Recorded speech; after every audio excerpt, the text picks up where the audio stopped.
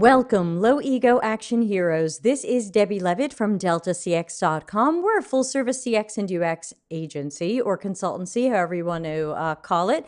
And welcome to February 8th, 2022. Office Hours Ask Us Anything will be joined shortly by our good friends Darren Hood and Dr. Nick Fine. Couple of quick things. Raquel says, "What is the song intro?" Raquel, I had that song written for us, so you are not going to find it on the iTunes. That's our Low Ego Action Heroes theme song, written by Mike Mills, who has a band called Toehider, Toehider. I recommend everybody check him out. He's one of my favorite musicians on the planet, and his stuff is great. I suggest you start with "How Much Is That Dragon Tooth?" All right, so of course, we also want to take a moment to thank all the folks who are giving to the channel, including our own Darren Hood. Thank you. And everybody who's financially helping out, which of course is completely optional because I do currently have a day job, but thanks to everybody who keeps me in ridiculous video clips and chocolate chips.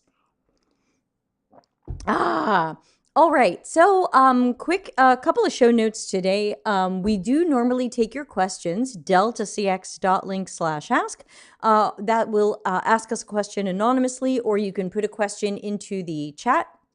But I want to warn people that I think we have 12 questions that came in before the show started. So if you ask a question, we hope to get to it. I'm going to have to ask our gentleman friends to please give the lightning version of their answers today because we have so many questions ahead of time and many of them are long and detailed. So with that being out of the way, let's bring them in and learn who the heck they are. Hi, Darren. Who are you? Hi, everybody. My name is Darren Hood. I am a UX experience design professional going all the way back to 1995. Since before it was called UX, absolutely love the discipline and supporting everybody in it as well as its well-being. Amen. All right, and look for Darren on the LinkedIn and some other spots. Dr. Nick, who are you? Hi, I'm Dr. Nick. Pretty much what Darren said, give or take. That'll do, just for brevity. Let's get on with it. Right, and that guy, right, okay, and me, okay, and hi, Udipta, good to see you. All right, I'm going to put up our first of way too many questions today, and I'll read it out loud because I know this font is sometimes small. Hey, I wonder, how can researchers and designers present insights in an engaging way? Do you have any specific examples or recommendations for something that really worked for you in the audiences, designers and non-designers?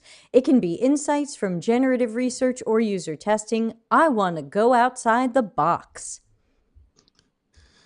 Uh-oh. Uh-oh.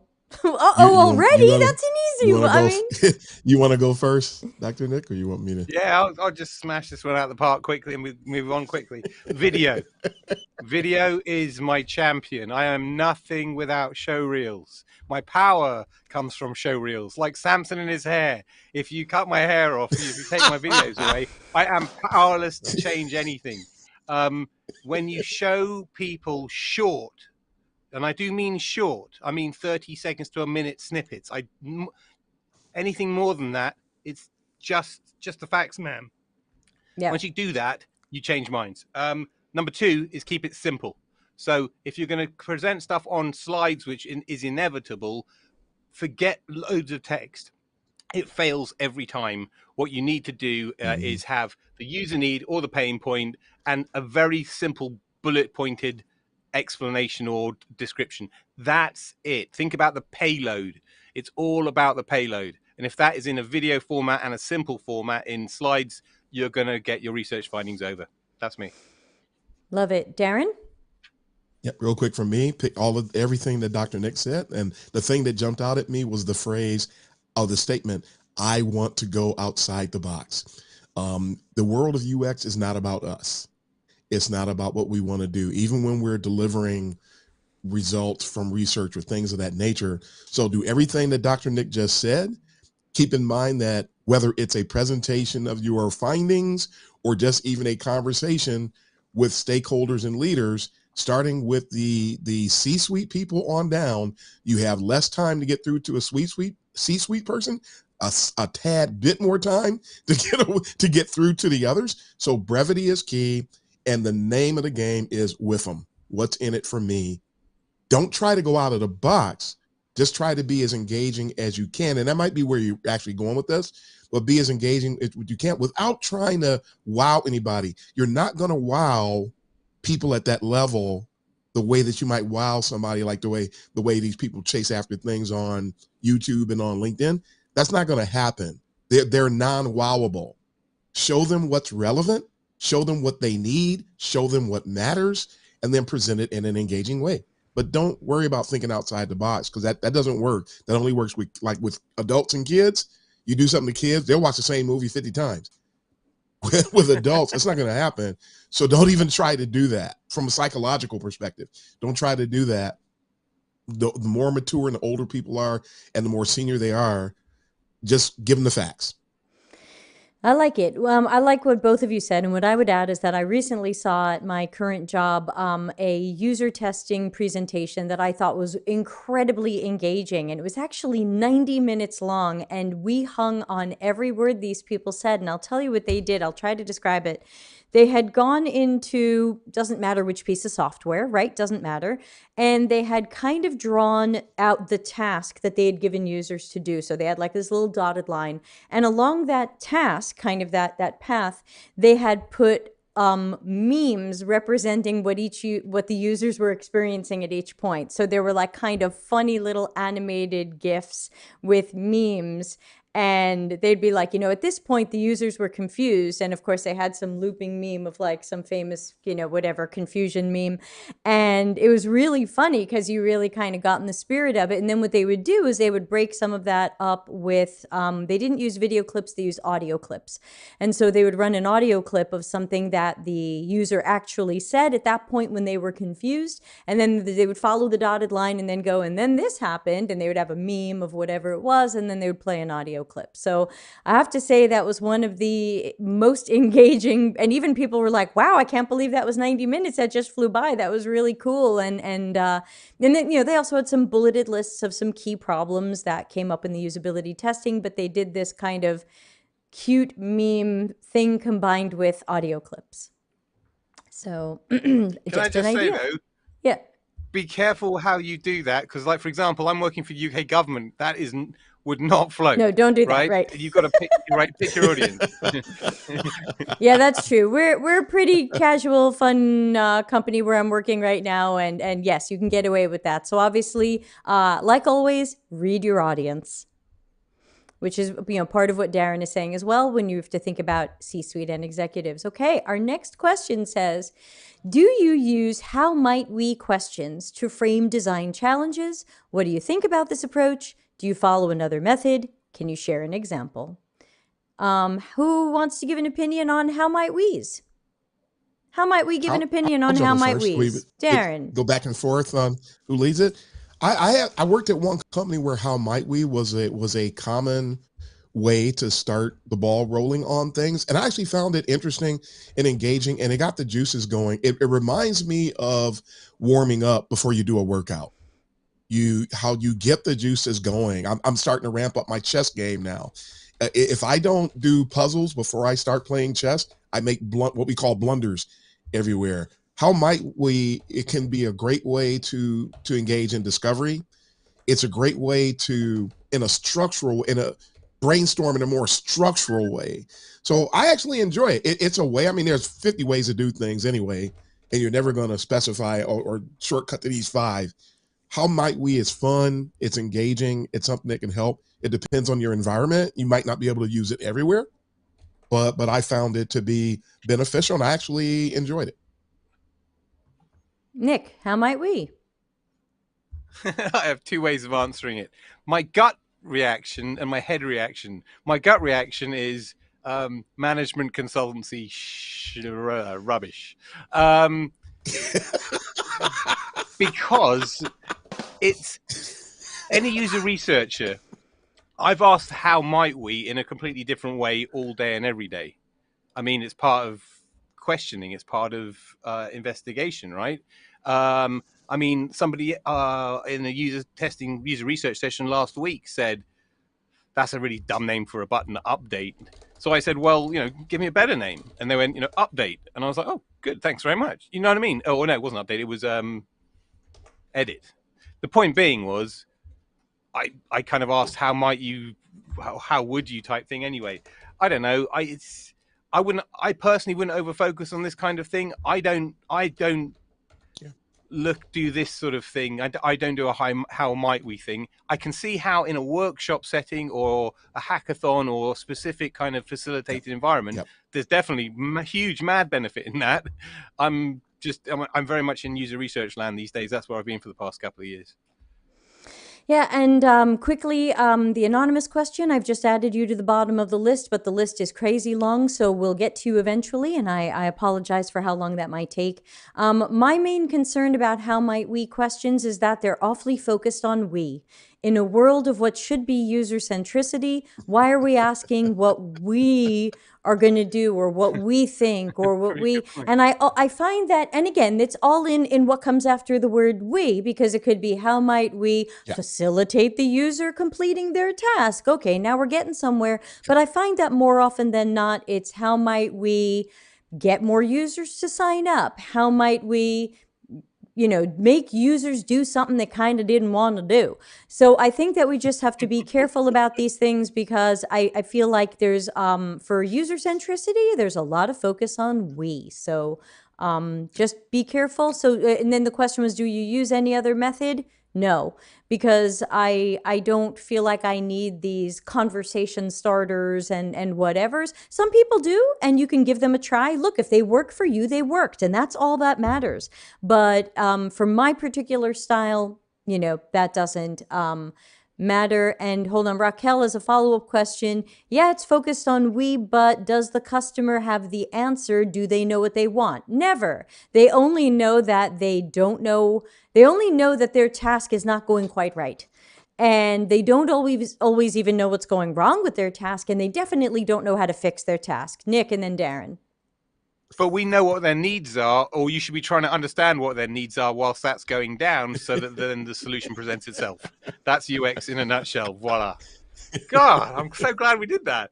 Yeah, and then Solomon says, Solomon says, how might we build this product we haven't verified the need for, which is unfortunately too often. Yes. Oh, Darren, I downloaded one also.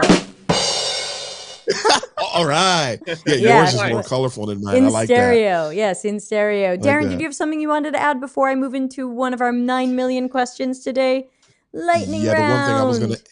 The one thing I was going to say is, don't forget that we are requirements driven. In order to achieve that user centricity, what design problem are we trying to solve? We can't lose the requirements factor, thinking about the old Jesse James Garrett 5 planes. What's going on at those bottom 2 levels? If you ask that question too early, then you're definitely going to have a problem. So keep that in mind, which is popular in the workshop world today, because people come up with solutions and they don't think about users, don't talk to users, nothing. Oh my God, War and Peace just came up on the screen. Sorry, we got some long questions today. People take advantage of the anonymous question asking, and they I call it, we're agony aunt. So here it says, I work for a company that offers various products and services. We have an in-house research team. They came up with something they call fast user testing, which consists of round tables. Each participant is presented with multiple prototypes. Each prototype is tested for 15 minutes. The goal is to test as many prototypes as we can in a short time to gain customer insights. This may be fast and could reduce time and budget for recruiting, etc. However, I feel this is not quite right. I don't think we're talking with the right people who are actual users of the product. I feel this approach is rushed, and we will get nothing but vague input from people who may not even be in the need or the right mindset. 15 minutes is too short. I want to hear your thoughts. Thank you, Debbie. I think you answered your own question, but Darren and Dr. Nick, something to add? Darren. That's what I was going to say. This is double lightning. You answered your own question. I will pat that person on the back for the critical thinking that was applied to what came up. That is great. It is too fast. It is too much. Speed dating and speed user testing do not belong in the same room.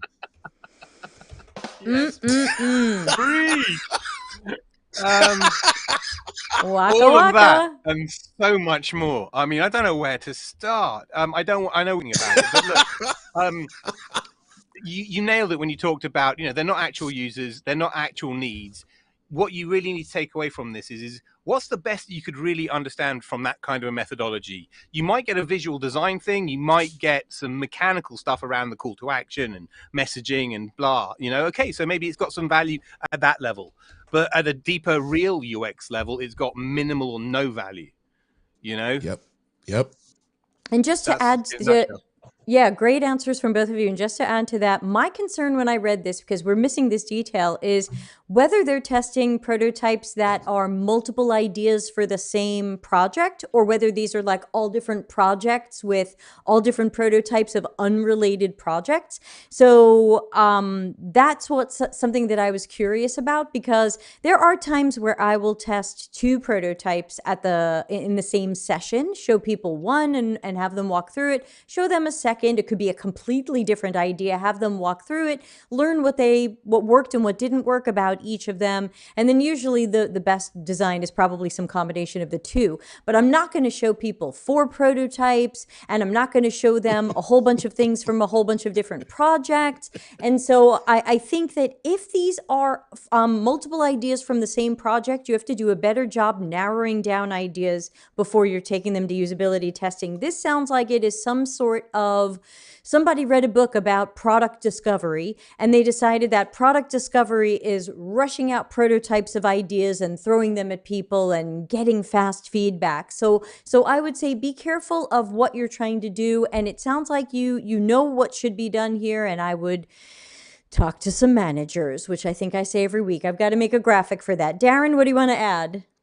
Yeah, I was going to say, it sounds like, piggybacking on what Debbie just said, it sounds like that came from the cult of microwavable UX that is becoming more popular today. The only thing I would do in an accelerated fashion like that is to take people through a series, maybe a first click test, because you have some different things that you want to do. Other than that, don't look for depth.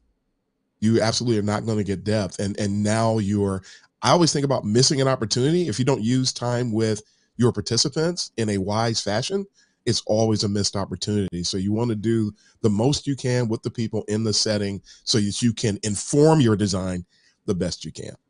And they've got to be real users. There's no reason to, if you're showing them to coworkers, that's collaboration. That's not testing. Nick?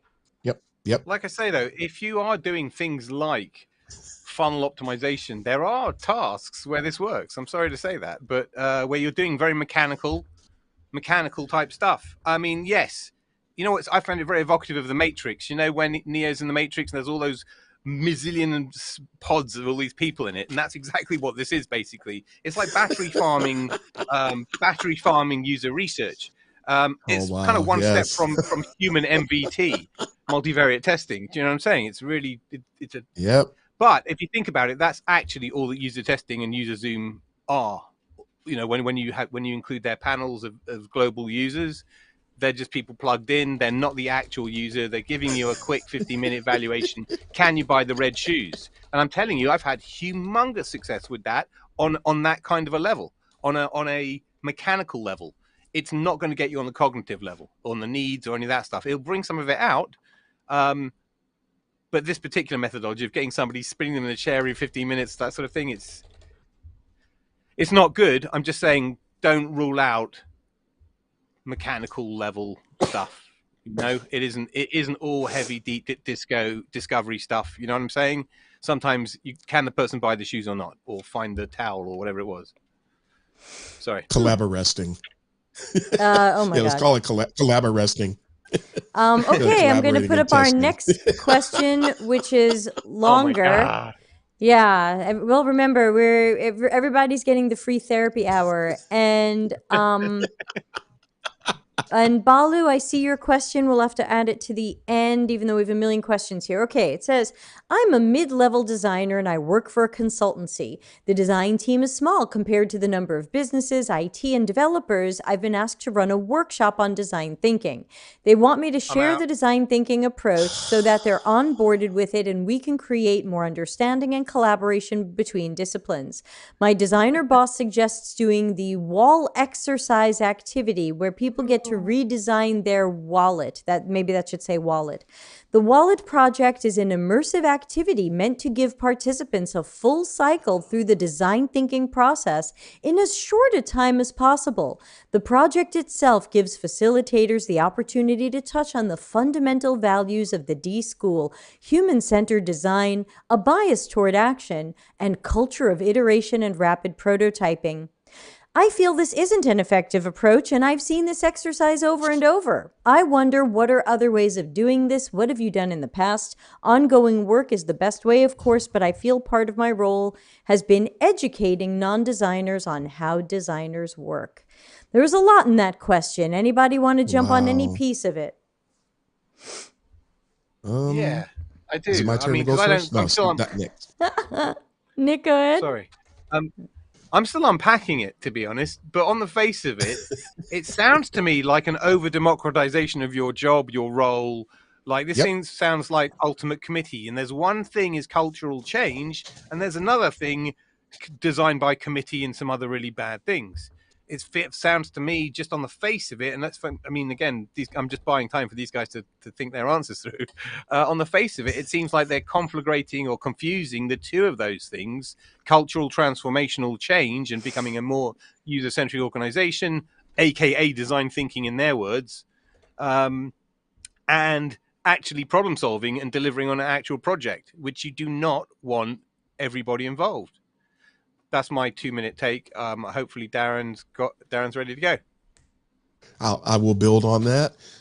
It sounds to me like a common thing that's happening in this still evolving world, the whole global sphere of UX maturity, discipline-wide maturity, where you have a leader that's trying to tell you how to do what you specialize at.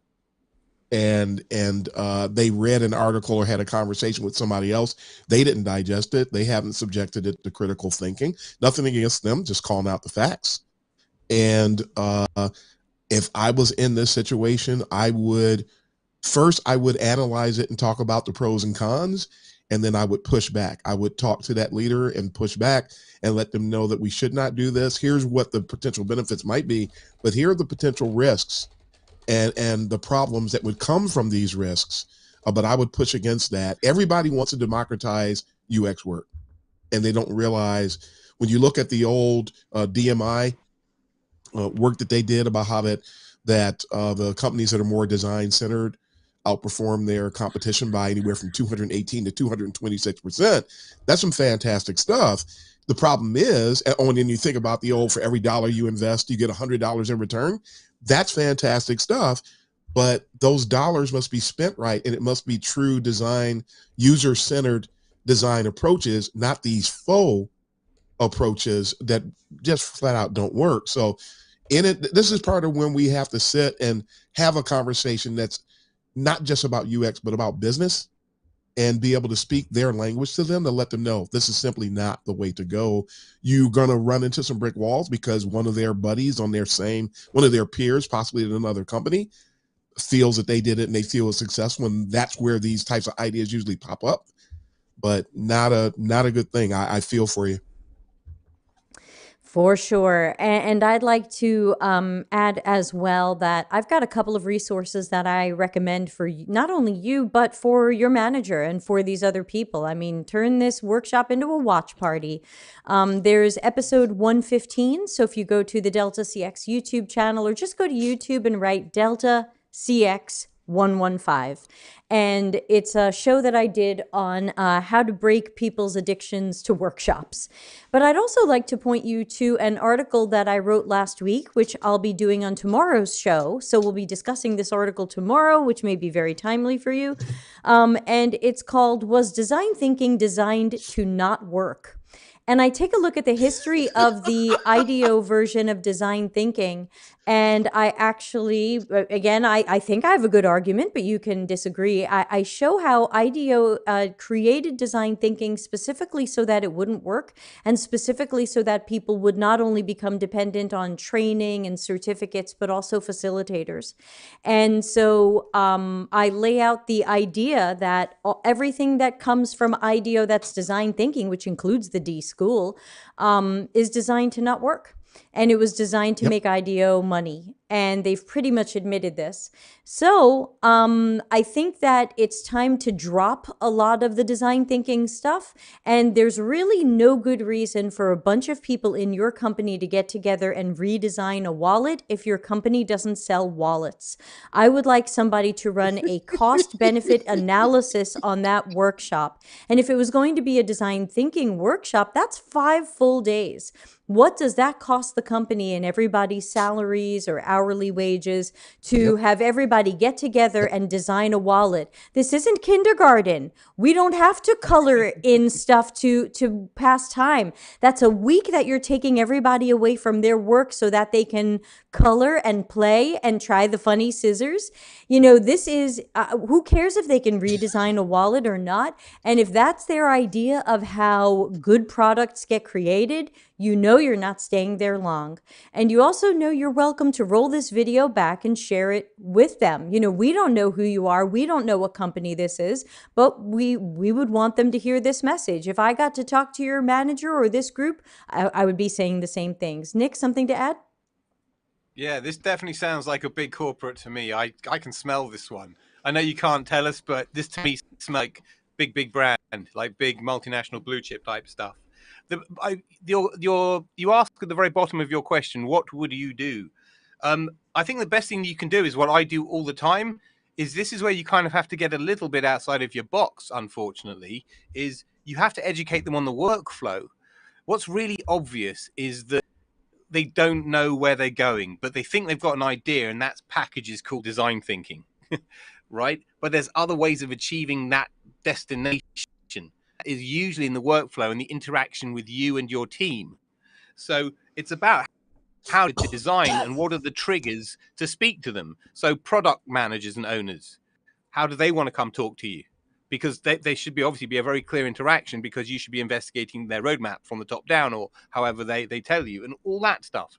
And that's how this stuff actually happens. Not like Debbie is saying, these ridiculous workshops of platitude, just garbage.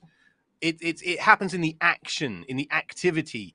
And by being a servant, and I don't mean that in a negative sense, by having clients, shall we say, internally, that's how you achieve this stuff. That's how you achieve the change, is by showing the voice of the user in the project. The project makes money, things spread. That's the way to do this. That's the way it works for me. I think that's the only way for it to happen. And I think I've got a slide in episode 115 where I remind everybody that I did, when I was writing my first book, well, technically second book, I did a lot of research into what creates good teamwork and what creates high-performing teams. And what I found was that they said when everyone understands what each other does and values that. Those were two key things that I saw over and over on lists of what makes teams work. And so if your boss or somebody is looking for creating more understanding and collaboration between disciplines, the best way to do that is to make sure everybody understands what each other does, which might require a team charter so that everybody knows their swim lanes, because a workshop is not collaboration. You've gone too far. I've got a slide in there where I talk about the difference between collaboration and work by committee. The question is, who's doing your work? If only you are doing your work, then that's collaboration. But if everybody's getting together in a room to do your work, to design stuff and things like that, then you've gone past collaboration to design by committee, and that's not going to go well for anybody, including the outcome of the project or product. So we wish you luck, but design thinking is the devil. Oh, let me bump up the font. This one is a little shorter. Sorry. I'm always surprised. Okay, so here we go. My company is redefining design roles, and they came up with a radial graph that includes a number of skills that designers should have. These variables are basically the same for researchers, UX, UI, service, content designers. Red flag. Let me fly the. Can I fly the red flag without? Oh no, I lost it. I'll put that back up. Sorry. Got so excited about my own effects. Red flag.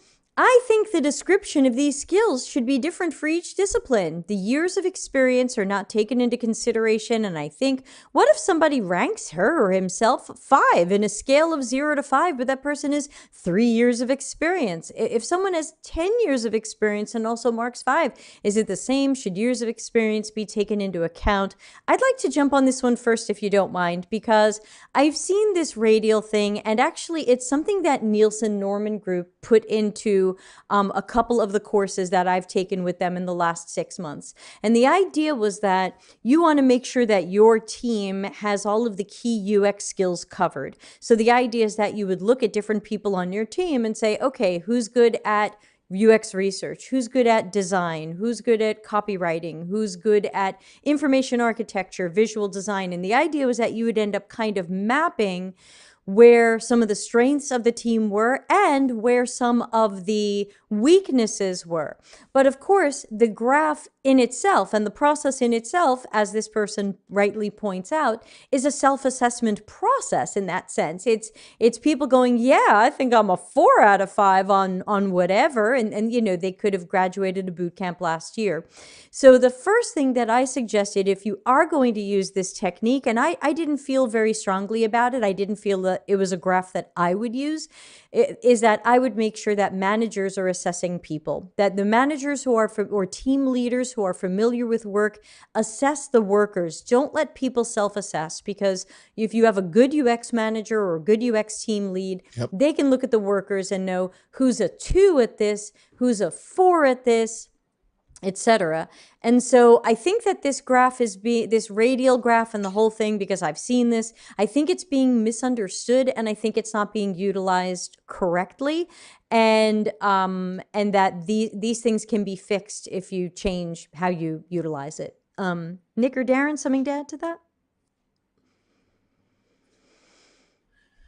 I'm dismayed. Even is a question here. You know, Debbie, you nailed that.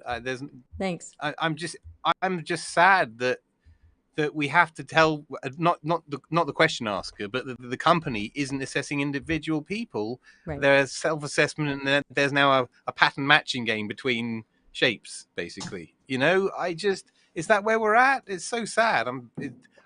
I can only sympathize. I'm sorry. I can't Darren, maybe you've got something a bit more constructive, but it's like we are going backwards in the world. There's so much knowledge and ways of doing things that when I say things are like what a great idea, I'm like, no, that's the way it is. It's weird. It's like we're reinventing the world on so many different levels, wrongly. In a bad way. Sorry. Darren? Yeah. I did a talk. I know some of us were talking about this on LinkedIn a couple of days ago. I did a talk about 5 years ago about how to build a powerful UX team. And in that, we did something similar to what these folks are talking about. Should you be aware of the talent in your department and take that into consideration when you're hiring? How is you're doing the look? If you bring in candidate A, B, C, D, and E, should those things be done? Absolutely, but it should be done. Debbie said, be done by people who are in leadership who have assessment skills. A lot of people to come to mind. One thing that Dr. Nick mentioned also is that a lot of people I'm encountering don't really know how to assess themselves, not well. And there are people with like 3 months of experience that think that they've got it and they're ready to go. And they're out here, the one guy who YouTube talking about teach yourself UX in 7 days and, you know, all this other kind of crazy stuff. These people think the world knows. This is why there's something I've started calling the cult of resentment in UX, because when you tell them somewhere where they need to grow, they become hostile towards you, which really confirm what you said. But so self-assessment's off the table. When I talked about it in my talk, it was about judging it from a hiring manager perspective, judging it from a UX leader perspective, a team leader perspective, is you're going to have to evaluate every candidate. I keep looking at it from that angle, and that's where it gets to the point number two. That's one of the big problems in UX today. People don't know evaluate UX talent. You got people self-promoting themselves. Then you got the people in the companies that have no idea what they're doing. There's somebody I heard about the other day who was running all over social media crying about how they didn't get a chance to get an entry-level job. So somebody actually broke down and said, you know what? I'll give you a chance. And the person got a job, and the first thing they did after they got the job is go around social media trying to figuratively kill, it's red rum. You got this whole thing going.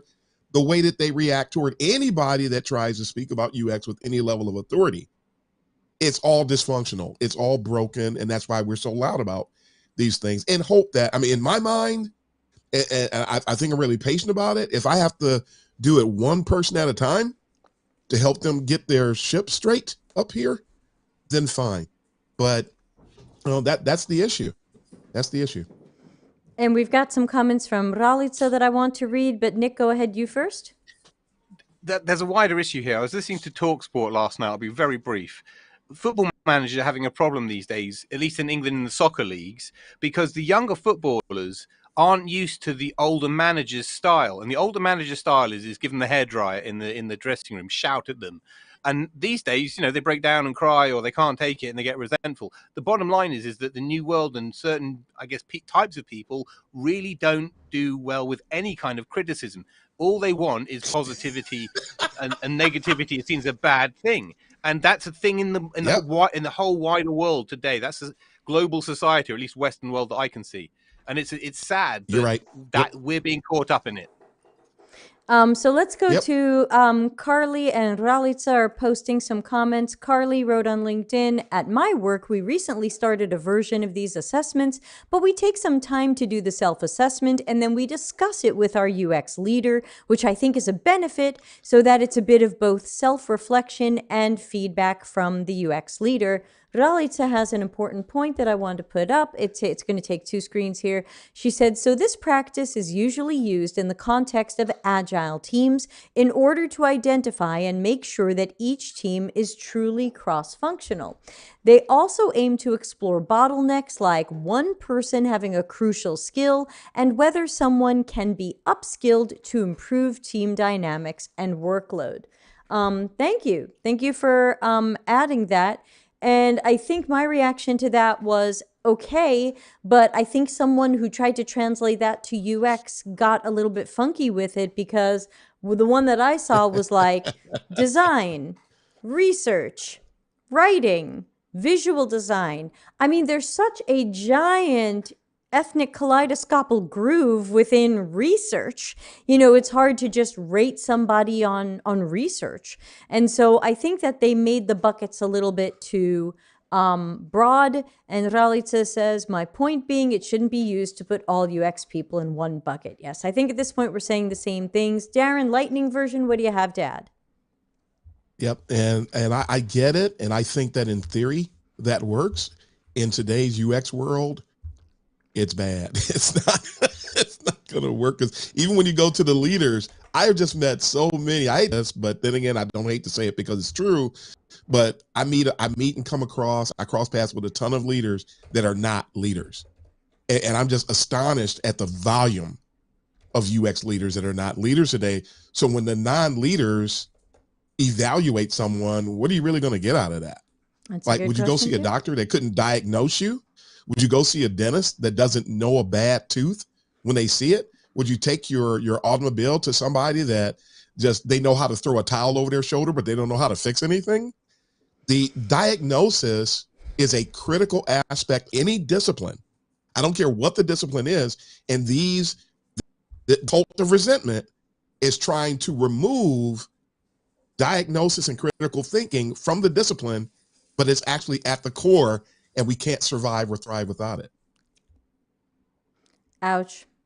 All You're right. being negative. No, I'm not. No, it's true and it It's not. hurts. The truth You hurts. have a nail in your tire. I just wrote that Yeah, I yesterday. just You have a saw nail that. in your tire. Darren's got a new article. You have a nail in your tire. Everybody check on Medium. Here's our next question. Should design people become managers at some point in their career? From your perspective, do you think leading people is a must-have experience? Does this show that you've been growing when you're in a job interview? Who wants to talk about becoming a manager? Ooh, Nick. can I start this one? Can I? Go ahead, Nick. Oh, You go on, chimed in. Darren. You No, no, buzzed no. You in. go. You Rock, buzzed in. paper, scissors for it, everybody.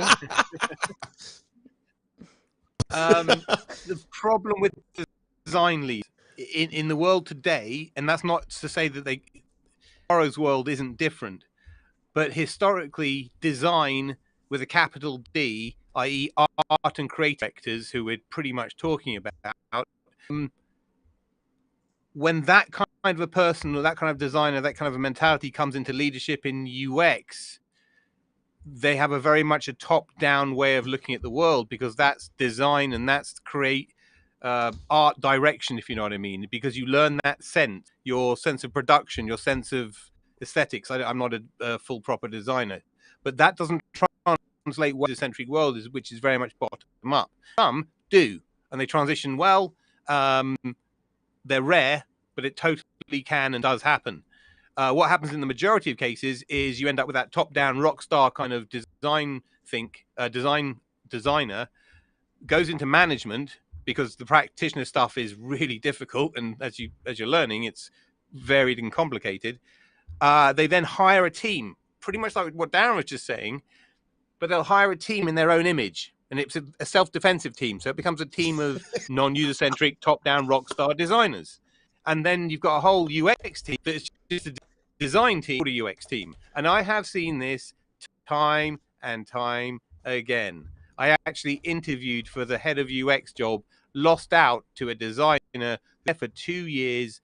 Everything went to hell. And and that was the end of that. And they could have avoided it. That's the bottom line. So yeah, I mean, they can and they could do. Be aware. There's a tendency for people. I felt it myself in my younger years to want to go into management when the going gets tough. When this is hard going UX, and after maybe 3 to 5 years, you'll be like, yeah, I'm senior. Let's get a management job. But actually, you're not really senior till you're about sort of 8 years plus. That's the truth of the matter, but no one wants to accept that, and no younger person wants to accept that. So you go into management after 2 or 3 years, and off you go, and then you're self-defensive and trying to learn your job on the fly because you've never really done it as a practitioner. And I don't care what anybody says, UX needs a decent level of some kind of practitioner or product level experience. It just does. I'm going to try to get everyone into lightning mode. Darren, something to add? Yeah, it reminded me of a talk I did at the UX Strategy Summit back in San Francisco. I believe it was about 2016, 2017 or so. And my talk was surrounding that I have that UX is actually a leadership function. When you think about what it is that we do, whether you're in a leadership role, this is a leadership oriented job because of the thought leadership that's involved in practically everything that we touch and everything that we do. When it comes to the actionship role, I think it's a bit of a loaded component, and I don't mean that in a bad way. I mean that I think people ask a question like this and haven't really died yet. Everybody can't go into leadership, because then where do we go? I mean, are we really think there's that many leadership positions out there? No, there's not. So, and depending upon what that UX maturity level is at a given company, if you're skilled, we may not like it, but you're not likely to go into that role anyway, because they don't want real UX people in leadership at the vast majority of companies out here. So if the opportunity affords itself and you're interested in that, by all means, go for it. But like Dr. Nick said, have you really reached the stage you need to really contribute to that role the right way? Or I should say the way what Dr. Nick insinuated, because there are people at 2 and 3 years of experience today calling themselves leads and seniors. And two things come to mind. You're not just because you're a senior at one company doesn't mean you're at another. because there are people who are seniors and leads at companies and they've got 1 and 2 years experience. They are not seniors and leads at all. You have to have a broader understanding of the discipline as a whole to be a true senior. And I'm repeating what Dr. Nick said, a lot of younger people don't want to hear this, but it's the truth. And I say it again, there's a nail in your tire, got to get it out. And as much as you don't like somebody telling you that there's a nail in your tire, the nail is still there when you draw off. And now you're in risks associated with that nail. So people don't want to, everybody wants to give UX. You can't do it and survive. You can't do it and thrive. So go into the leadership role if it's available, but I would be careful if you don't qualify, because it's just going to become an on-the-job training thing and everybody in your path will suffer. And then you'll do it. Also, what Dr. Nick said, you start hiring everybody in your image, so you're not really a leader. It's like you got a business card with a title on it, but you're not that title. And there's a lot of that going on too.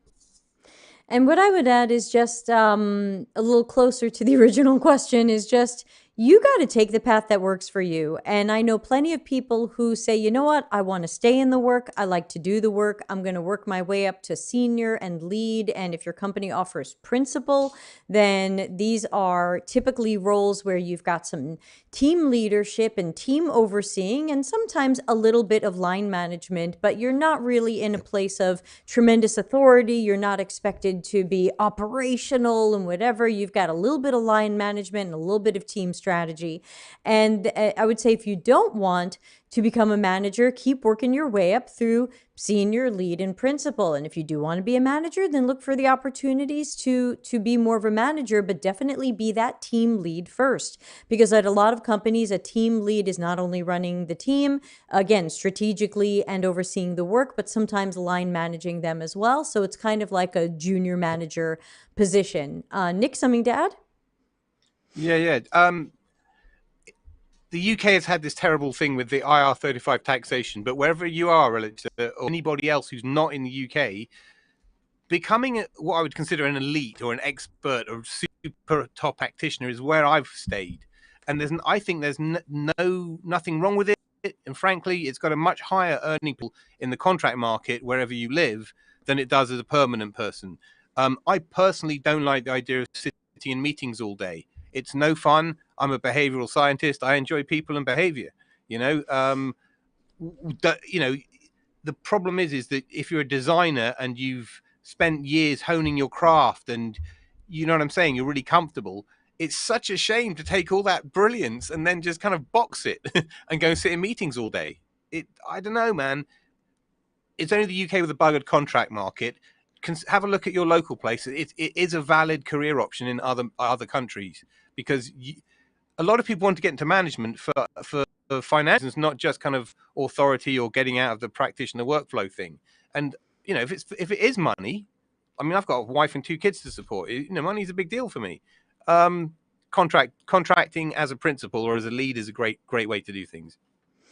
And just to wrap up this question, Ralitza said, I honestly think in order to be a good manager, you have to be able to help people grow, and that requires different skill set and character. Solomon said, doing good UX work sometimes requires asking thorough questions that challenge the way people think and their preconceived biases. I've noticed fewer designers willing to do that post-pandemic.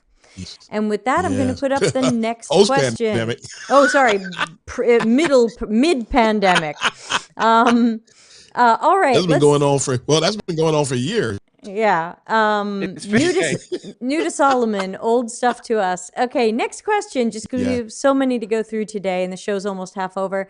Hi all, my question is about plagiarism in UX.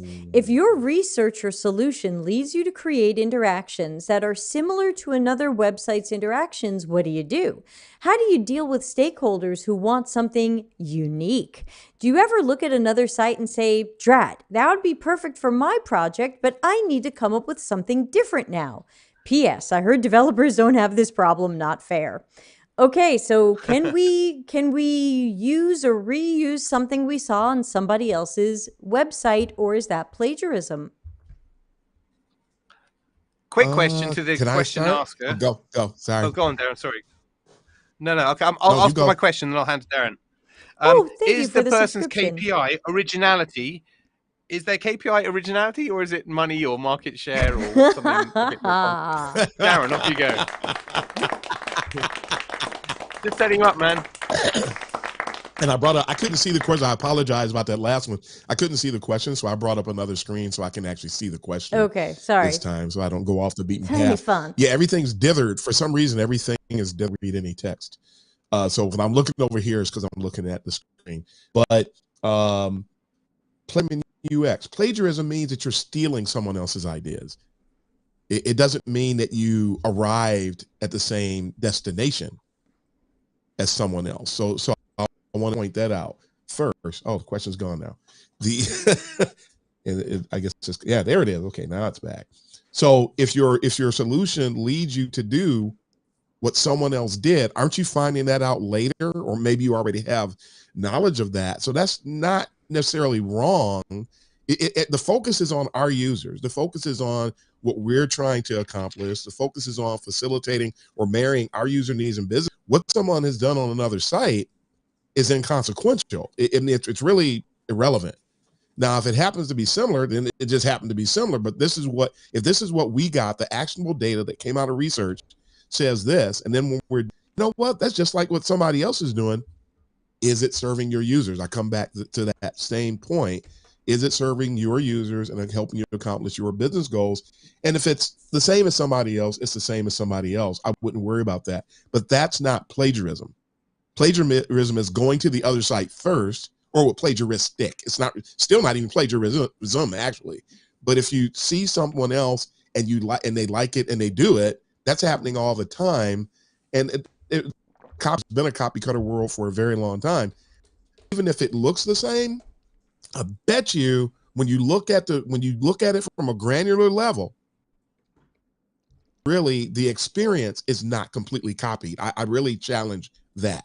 I have a hard time in that all the micro experiences are identical and the task flows are all things like that. So that's my take. Lightning round. Dr. Nick. Remember, you're not discovering intellectual property, cures for cancer, rocket science, molecular, whatever. Solutions are solutions. If that's what is indicated, that's what's indicated. Classic parable I could think of, like a cautionary tale. If you know Windows OS X, Apple OS X, Windows, and Linux, like particularly Ubuntu. Look at the close window buttons, right? In one, it's on the left, and one, it's on the right. And actually, Ubuntu said, screw it, we'll put it in the middle, right? Which is ridiculous because they're just trying to be different, right? It didn't serve any use. It was just whatever. In that particular case, I can actually get that one. It's not a great example, but I go back to my original point. You're not after originality here.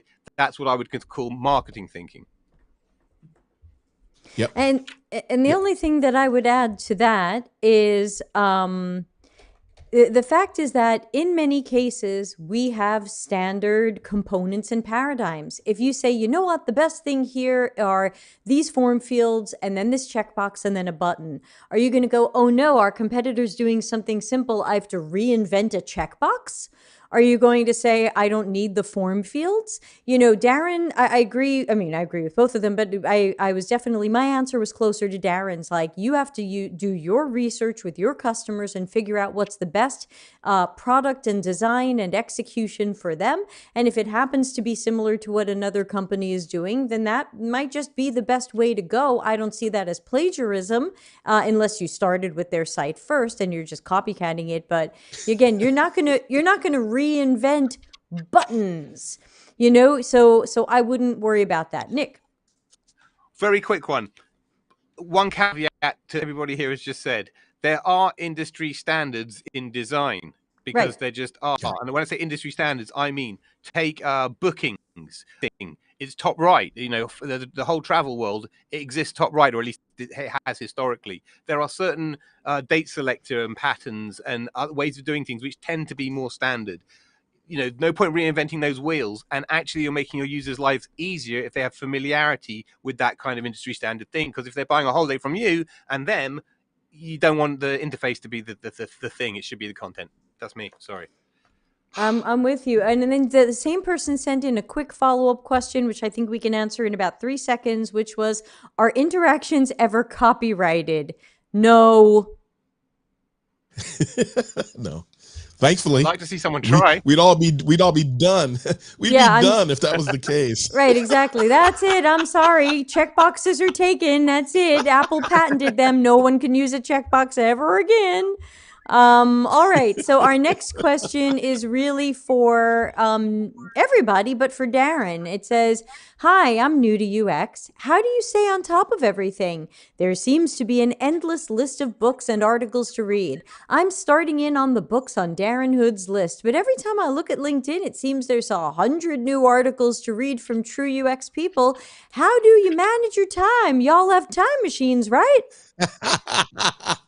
You know what? It's about selectivity. I'll use the metaphor. You're going to the grocery store. You know that you have a list, and you know that there are things, even if you don't have an actual list, you have an awareness of certain things that you know you either would want to take home, need to take home, or would like to take home. So you're going up and down the aisles, and there's certain things that were not on the list that jump out at you. These things in your cart, you take them home, you put them away, and then you tap into them when you need them. I think that really helps to illustrate what happens when it comes to learning, growth, and expanding our own personal acumen with your UX, because especially when you consider that lifelong learning is a part of being a UXer.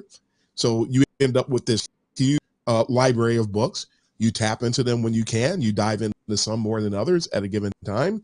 When I think about personalized learning networks, it's not just books, it's videos, it's podcasts, it's everything. And you choose how to tap in, when to tap in, and then you always, certain things will stand out to you when you're partaking more than others, and you make notes and you dive in. And we have to do these things to level up with our skills on a regular basis. So that's my take on that. Dr. Nick, lightning version? Honestly, I don't read. I know that sounds terrible, but I don't read it. I just don't. Okay, there's lots of reasons for that, but that I don't know. At least I can speak for myself that I'm in some kind of position because I've done tons of reading and continued professional development, because I really haven't. Staying active, staying on various products and services. The more you do, the more you learn. I've just done a lot, so I know a lot. If you know what I mean. It's only through doing. Yep. That's really it. If I had to rely on doing homework or that kind of stuff, I'd be a junior still. Really. Okay, I'll jump in and Darren has more to add. Please, Darren. Just one quick thing I forgot. When he talked about how much is out there, I find it interesting that prior to 2011, 2012, there was zero misinformation for the most, pretty much in UX. It is misinformation that it. So there's a ton of stuff out here, and you have to learn, you have to build that filter. And then it looks like there's, what was the actual number? 100 new articles. There's probably only like 8 to 10 of them that are even worth a fraction of my time, especially in Medium. I was going to go with 3. Yeah. Yeah, I'm being nice. You are. You're being generous, man. My answer was going to be similar to Nick's. I don't read a lot. I'm usually writing. So writing articles, writing books, teaching, doing these shows. I am not reading a lot of stuff. I've read almost nothing on Darren's list. You know, I can't say that I've read all the books and all the great books. I've read a few of the great books. And that is not my thing. And so I am unqualified. But how do I manage my time? I will tell you the not secret to how I manage my time. And this will rub some people the wrong way. So we're going to have a controversial answer here. It's one of many thousands of reasons why I didn't have children. A lot of people ask me, Deb, how do you have so much time? Yeah, me and Darren, no kids. You know, Deb, how do you have so much time? I go, I got nobody to think about but myself and the handsome man sitting over there, who many of you have met on this here show. You know, and we've got 5 dogs who are pretty independent, and so I've bought a lot of time back into my life. But again, it was a deliberate choice that I made for thousands of reasons, and not just I would like to have more time in my life. Darren? Another tidbit. I thought it would be interesting for everybody to hear this. When I was younger, I read a lot more. Today, I cherry pick more than I read. Way more. Way more. So we're on the same level. When you're at a certain level, you're not going to spend a whole ton of time reading. So that just doesn't happen anymore. And my schedule just won't allow me to do it. If you guys do want to read stuff, go to the ACM Digital Library. Get a subscription or borrow one. You can spend hours in there. If I'm reading anything, I'm reading papers. That's the only thing I'm reading. Yeah, no misinformation. Well, limited misinformation. Minimal. Peer-reviewed misinformation. Every once in a while, you do find something that fails the peer review, because they have to tell you how, when they do research, they have to tell you how they do the research, and sometimes they were able to get past certain things and get something published. So every once in a while it happens. But that's a great point Dr. Nick makes. Peer-reviewed stuff is phenomenal. Right. I wish we did more of that. All right. We've got more questions coming in, but here is one that we had a little bit of a long story. Hi, y'all. Longtime fan. Well, thank you. As a UX designer, I often get to work on projects or very niche products. Think small B2B efforts. I oftentimes leave a job or get transferred onto something else before what I was working on gets shipped, meaning I never get to implement refinement, learn from what was shipped, or even learn what impact my work had in the long term. This makes it hard to come up with a conclusion for my case studies, or at least that's how I feel when trying to refine my story. Any advice on how us, who don't work in products or never get to see the fruits of our labor, can write a case study with an impactful or meaningful conclusion? Any other advice is also appreciated. Hearts. Wow. Who wants it? Nobody's jumping on that one. I'll jump on this one because I actually have been in the same. I've been in the same boat a lot. I either was tied up in an NDA and couldn't say certain things, because I think when I read about portfolios also, and I get either tied NDA, wasn't thinking quick enough to realize, hey, this would be something great for my portfolio, so I never did have anything that I extracted that I could share, or the mandatory aspect of portfolios have been doing the work so long that we have our work anyway, because if you see it, you don't want nothing to do with us because you don't like that older stuff that's out there. So that stuff gets thrown out, and it's the newer UX or the younger UXer. But this one's tough. I mean, in that it is hard to come up with things. You have to have what artifacts you can, what visuals you can, and then just tell the story. And maybe not try to be, the only thing I can think about is not try to be overly structured with your case in presenting things. You tell more of a standard telling perspective than the kind of case study you see if you went to a big company's website and you see the way they structure it and they get into the detail. Well, they have access to everything, and they did get to see it through to fruition, so they can tell the stories. But when we do it, we're not always there, or we're not involved at a certain state. And that's the only thing that I can share on this one. I feel you. It's real tough, but you have to try to work with it and get as much information as you can, even if it means doubling back when you're gone. Find out how things turned out as much as you can, and find out what you can so you can share a story. That's what I did when I worked at Writer. I left before they deployed, but I know how things went. That was the best I could do, though. Nick, something to add? Only that other people are going to make that stuff up, and you've got to compete with them. This is what Deb and I were talking about before the show started. I don't talk about this stuff because it's so evil, so bad. But it is the practicalities of the world today. We live in a world of misinformation. So, I'm just thinking, it would be kind of wrong of a hiring manager to discount a good candidate because they're able to show the ongoing impact of one of their portfolio items. Right, that's being overly. That's too much detail. Yeah. Too much. That's being overcritical or something, right? But so if you're sitting next to somebody who says, "Yeah, it went up 90% in Q3," they're going to hire that. That person goes through to the next round, not you. So, it's a dilemma. Let's just say that.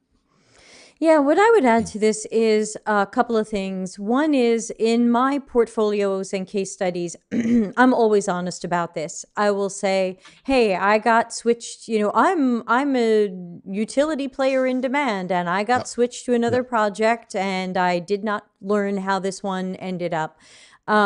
And now, interestingly, a friend of mine is in the process of changing jobs, and she said, "Hey, I sent my resume to this website that gives you a resume review." Now, of course, the website has something to sell you, but and I was like, "Okay, I'll send my resume in." And I knew that my resume is not a good reflection anymore of where I've come in the last year because my resume is very, "Hi, let me do your UX work." And really now in the last year, I've been doing more leadership and stuff. So I need to adjust my resume for that.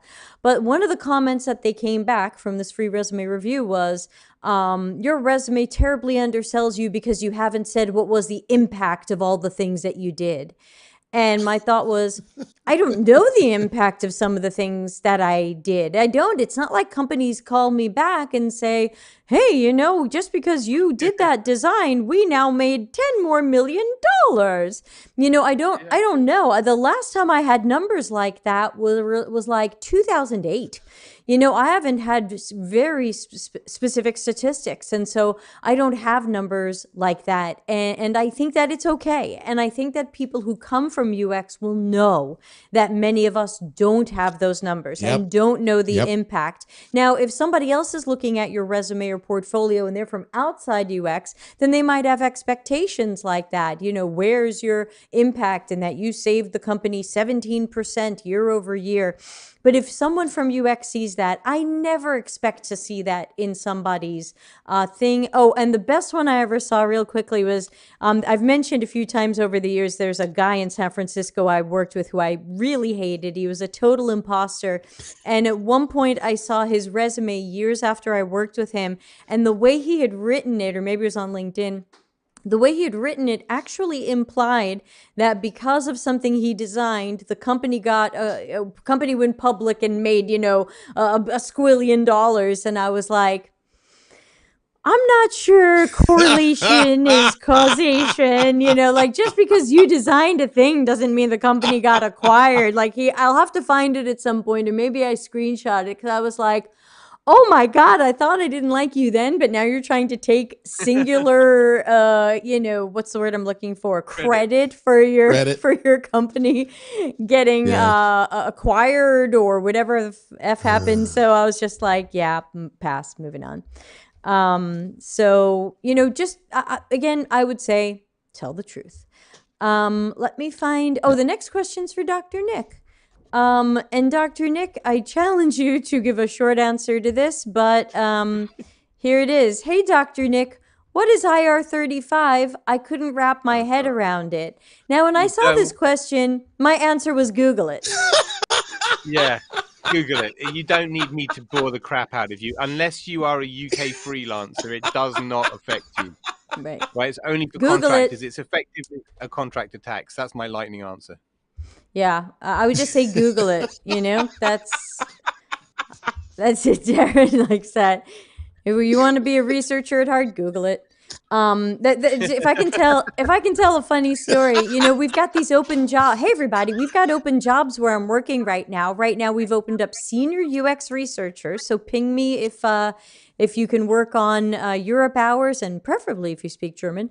But someone messaged me on LinkedIn, and we have these job postings up, and there's lots of public knowledge about the company I'm working at. And someone actually messaged me on LinkedIn and said, "Can you tell me a little bit about the company?" And I wrote back, "In addition to what's in the job description and all of the publicly available information about the company, like, do you have a particular question?"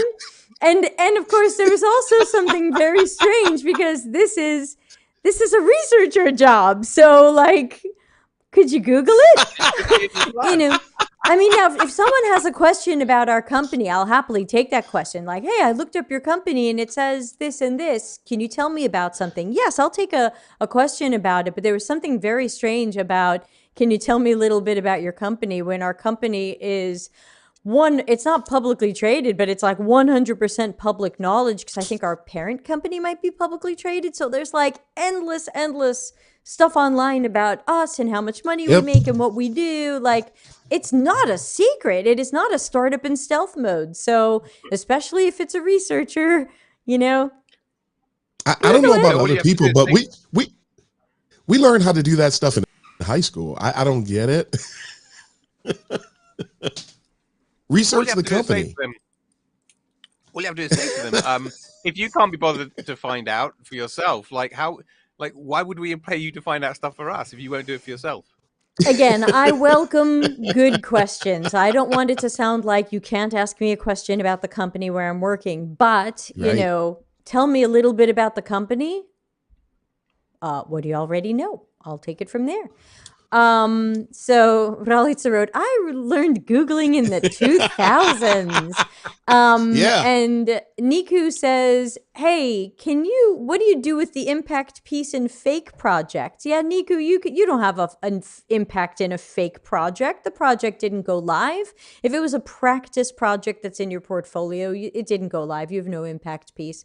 Solomon said, I just had the same situation and I was told what happened and it didn't dissuade the hiring manager from moving me forward in the process. So there you go.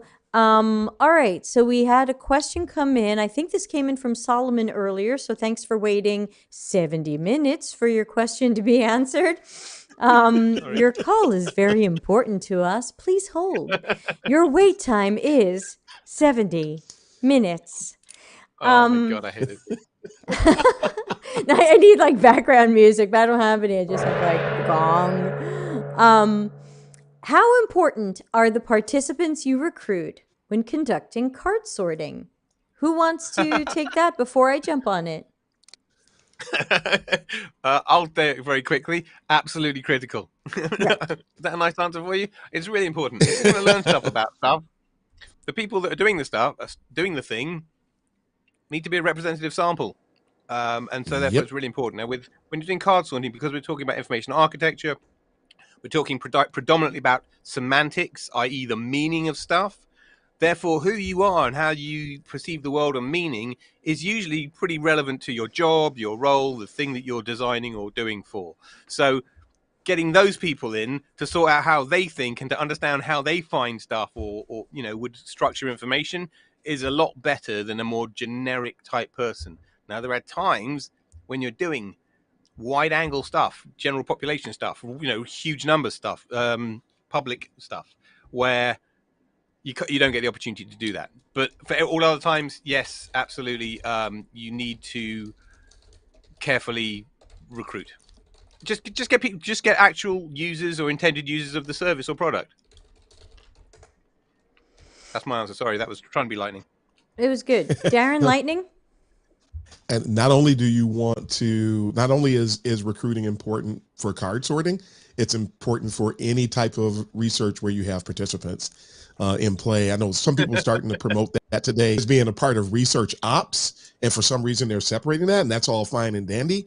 But you do not conduct research that includes participants and do not have a proper and sound research or recruitment strategy. You have to screen people. Super agree. And the story that I want to tell here is we've had a couple of people in boot camps drop by our Slack community, which of course you are all welcome to join. deltacx.com/links will give you all the links you need to know about this stream, and also subscribe. And hey, if you're having fun, find 3 people you think would like a show like this and make sure you're telling them about the channel. Just find 3. I bet you know 3. We had a couple of people in boot camps and other programs drop by our Slack community and post like, "Hey, we're running a card sort for a website that is a food pantry," or maybe they were doing one of those pro bono kind of jobs. "We're running a card sort for a food pantry website. Everybody go fill out this card sort." And my response was, that doesn't make sense. You didn't do any recruiting at all. If there's no reason I should fill out the card sort for the food pantry website because I don't go to your food pantry. That doesn't make sense. That you should be recruiting for the people who match the target audiences Yes. for whatever this is. You can't just grab humans.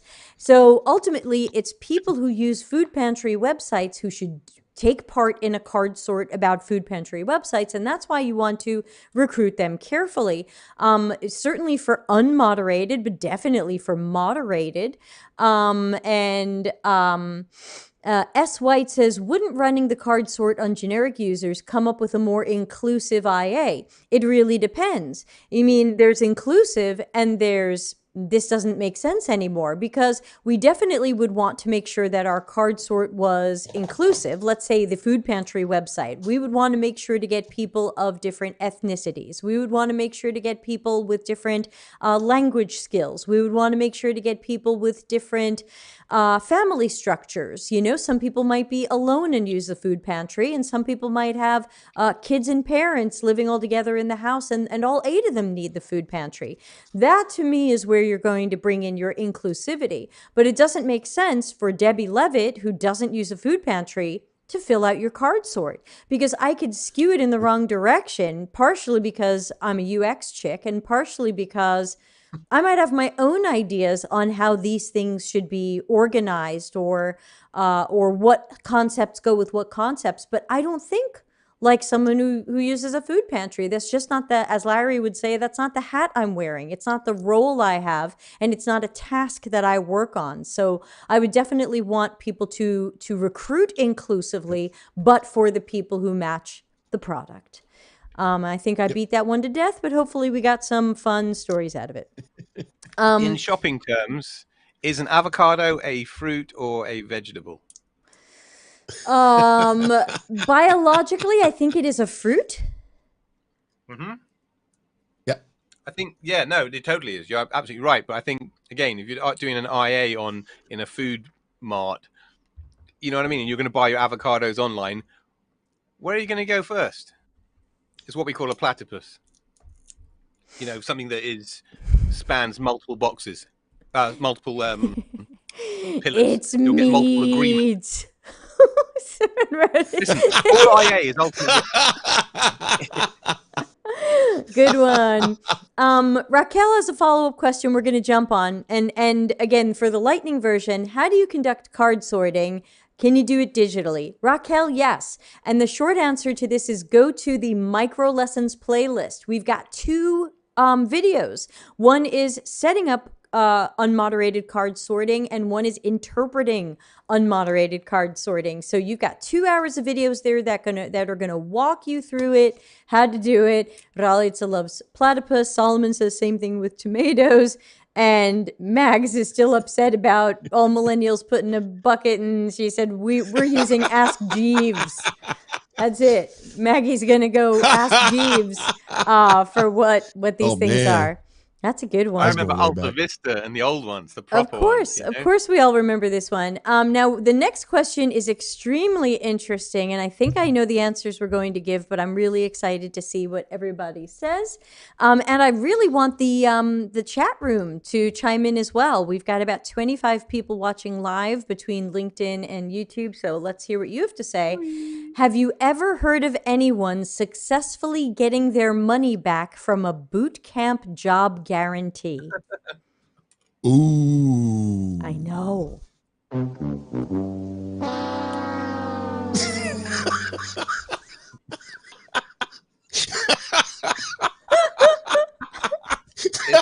All right. Should I just take that one? Paid how much? Go ahead. Go for it.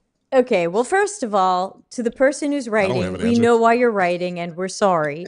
Now, second of all, there's a video on the YouTube channel, and it's a 10-minute video where I walk through one of the boot camp's contracts, and I read you the 8 million ways that they can avoid giving you your money back. So you might want to track that video down. I can't remember if the word refund is in it. Let me search my own channel for a second. Give me 1 second and see how you can easily find it. Let me see. Is the word refund in the title? Yes. Okay. So all you have to do is go to YouTube and look up Delta CX refund, and you should see a video called "Will Boot Camps Give Refunds If I Can't Find a Job Within 6 Months?" That it's about a 10-minute video. And basically, I walk through the fine print of one of the bootcamp contracts. And the answer is there are so many strange hoops that you have to jump through that they have set themselves up for a million ways that they don't have to later give you that money back.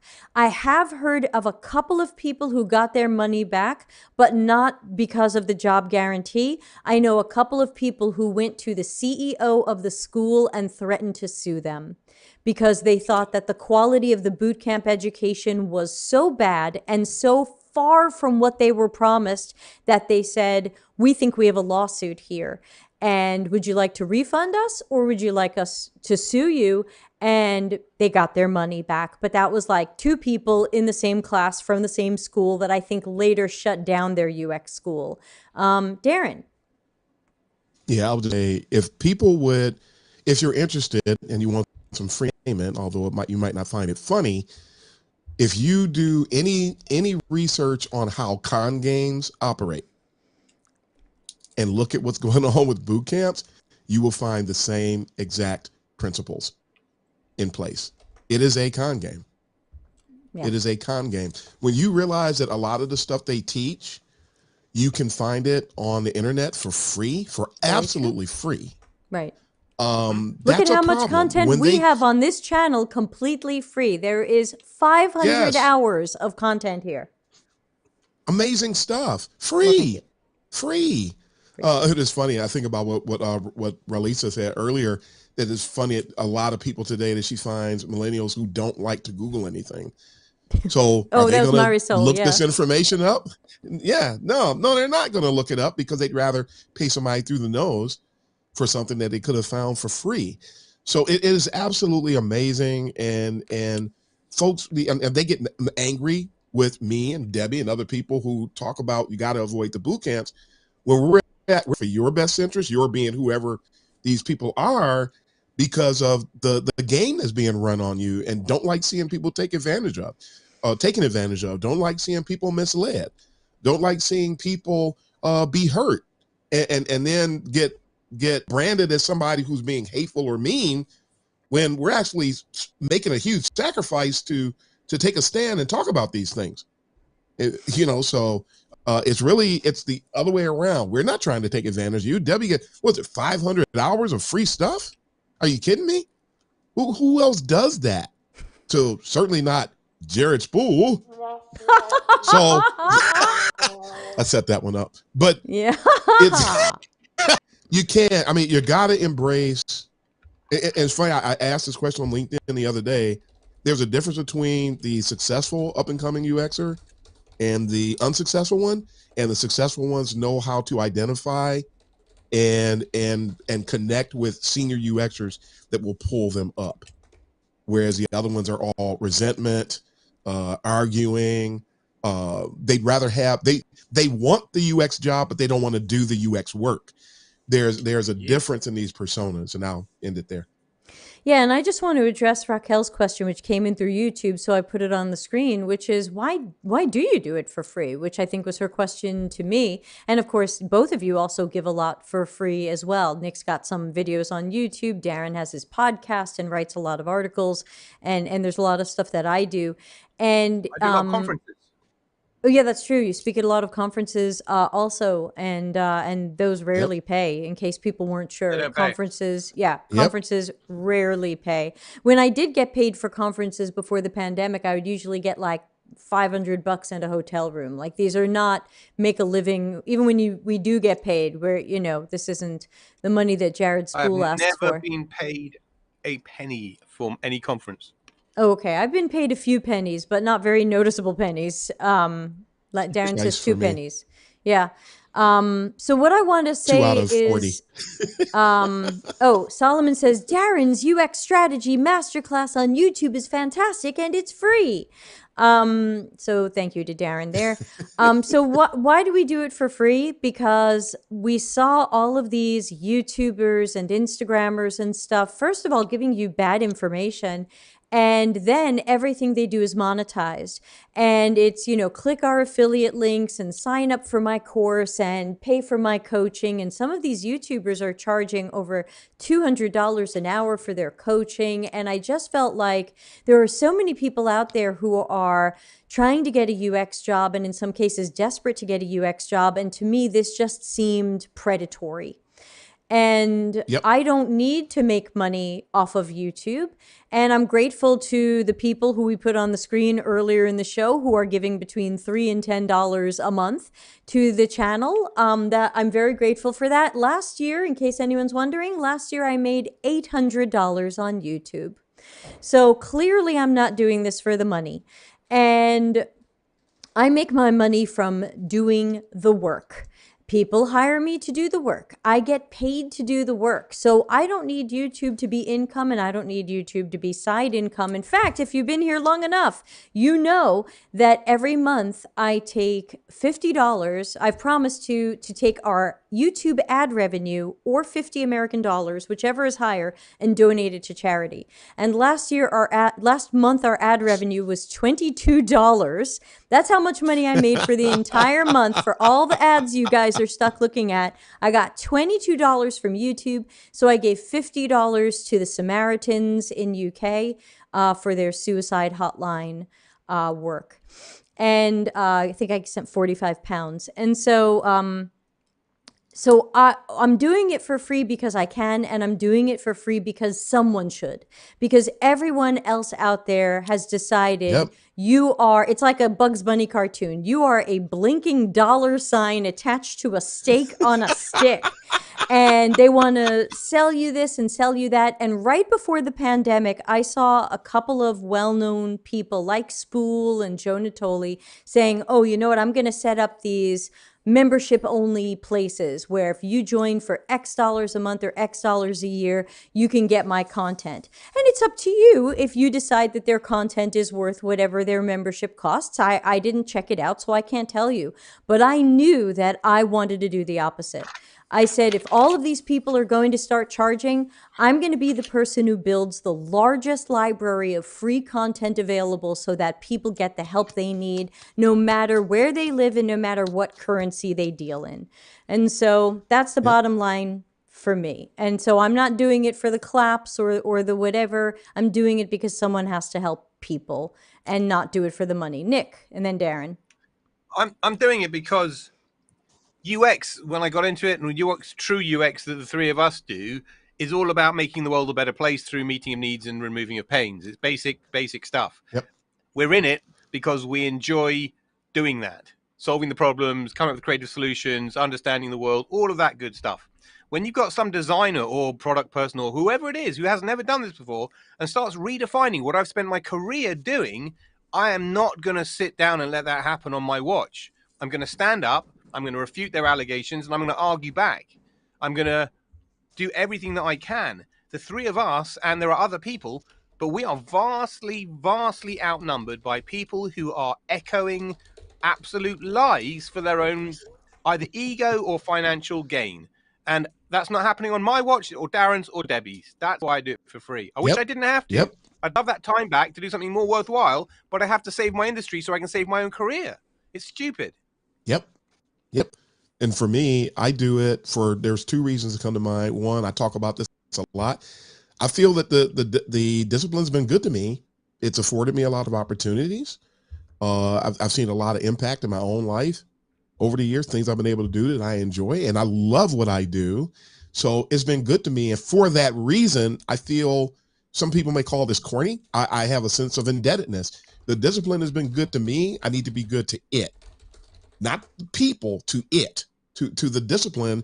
So I do things to help it grow, to help it thrive, and to help anybody who's coming up so that they can genuinely want to do better in the discipline. Then I'm all for doing whatever I can to help them out. It's not about charging them for it. Just we all do a whole bunch of stuff all the time. The other reason is I came into UX from instructional design, and I watched the discipline of instructional design disintegrate before my eyes as the same exact things happening in UX today. Leadership doesn't understand instructional design and training. They don't know how to place value on it. You get a lot of unqualified people coming into the discipline. They're just reading PowerPoint presentations, but they don't know anything about the science of learning. I've got 5 instructional design certifications, by the way. So I've actually been doing that longer than I've been doing UX related stuff.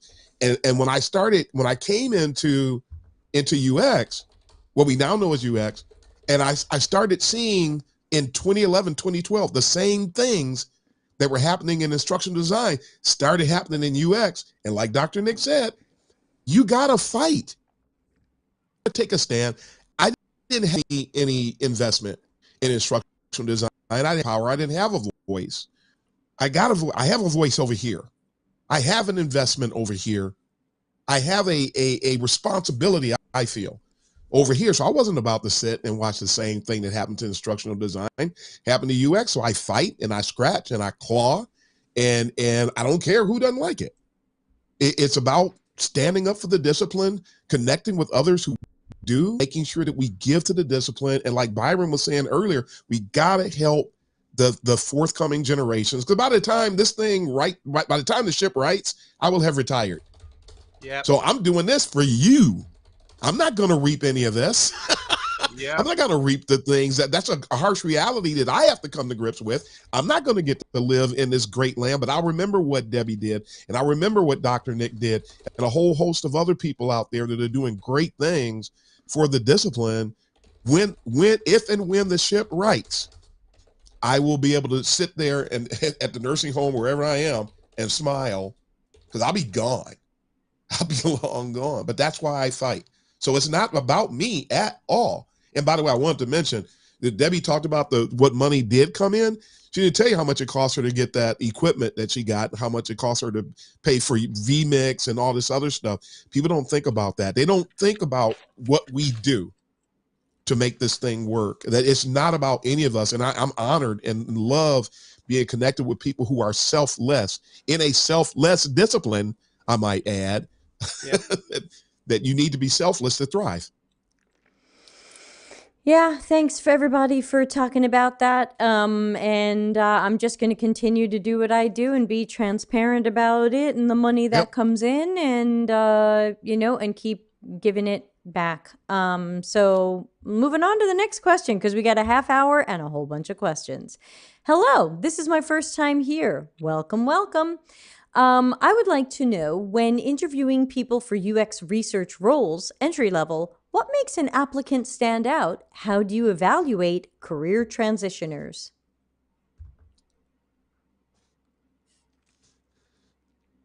Let's see. I can jump on this one first. When interviewing UX research roles, what makes an applicant stand out? And transitioners, for me, it's the same as regular UX. When it comes to entry level, you likely don't have, in many cases, don't have a lot of expertise, but you've demonstrated a passion. That's number one thing. I look for passion. Thank you, I look for curiosity. The super chat. I look for curiosity. And then I look for things like attention to detail. See, these things have nothing to do with I'm not looking for work history.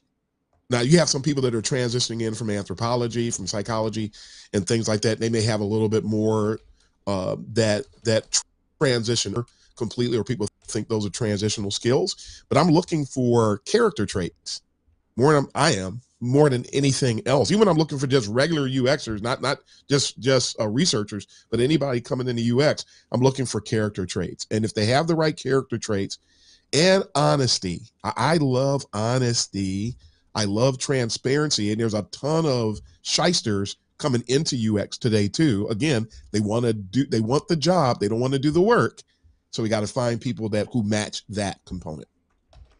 Yeah, and I got to get everybody in lightning mode. The amount of questions we have is scary. So, okay. Nick, anything you look for research roles?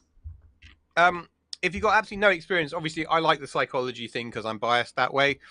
But that same thing, that peopleness, that behavioral thing, can come from life experience.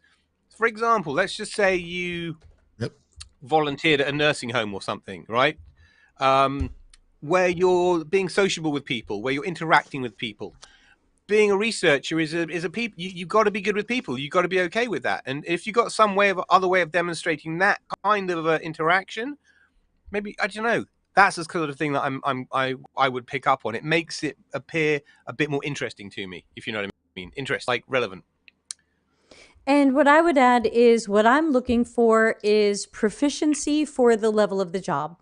If they are career transitioners and they are going to be juniors, then I expect them to have some good foundational level knowledge and to be able to apply some of that. And then I'm looking for a lot of personality traits, and which we've talked about on one of the episodes that was on like 10 traits you need for thing. I don't remember. That was an old one, and I would take empathy off of it now.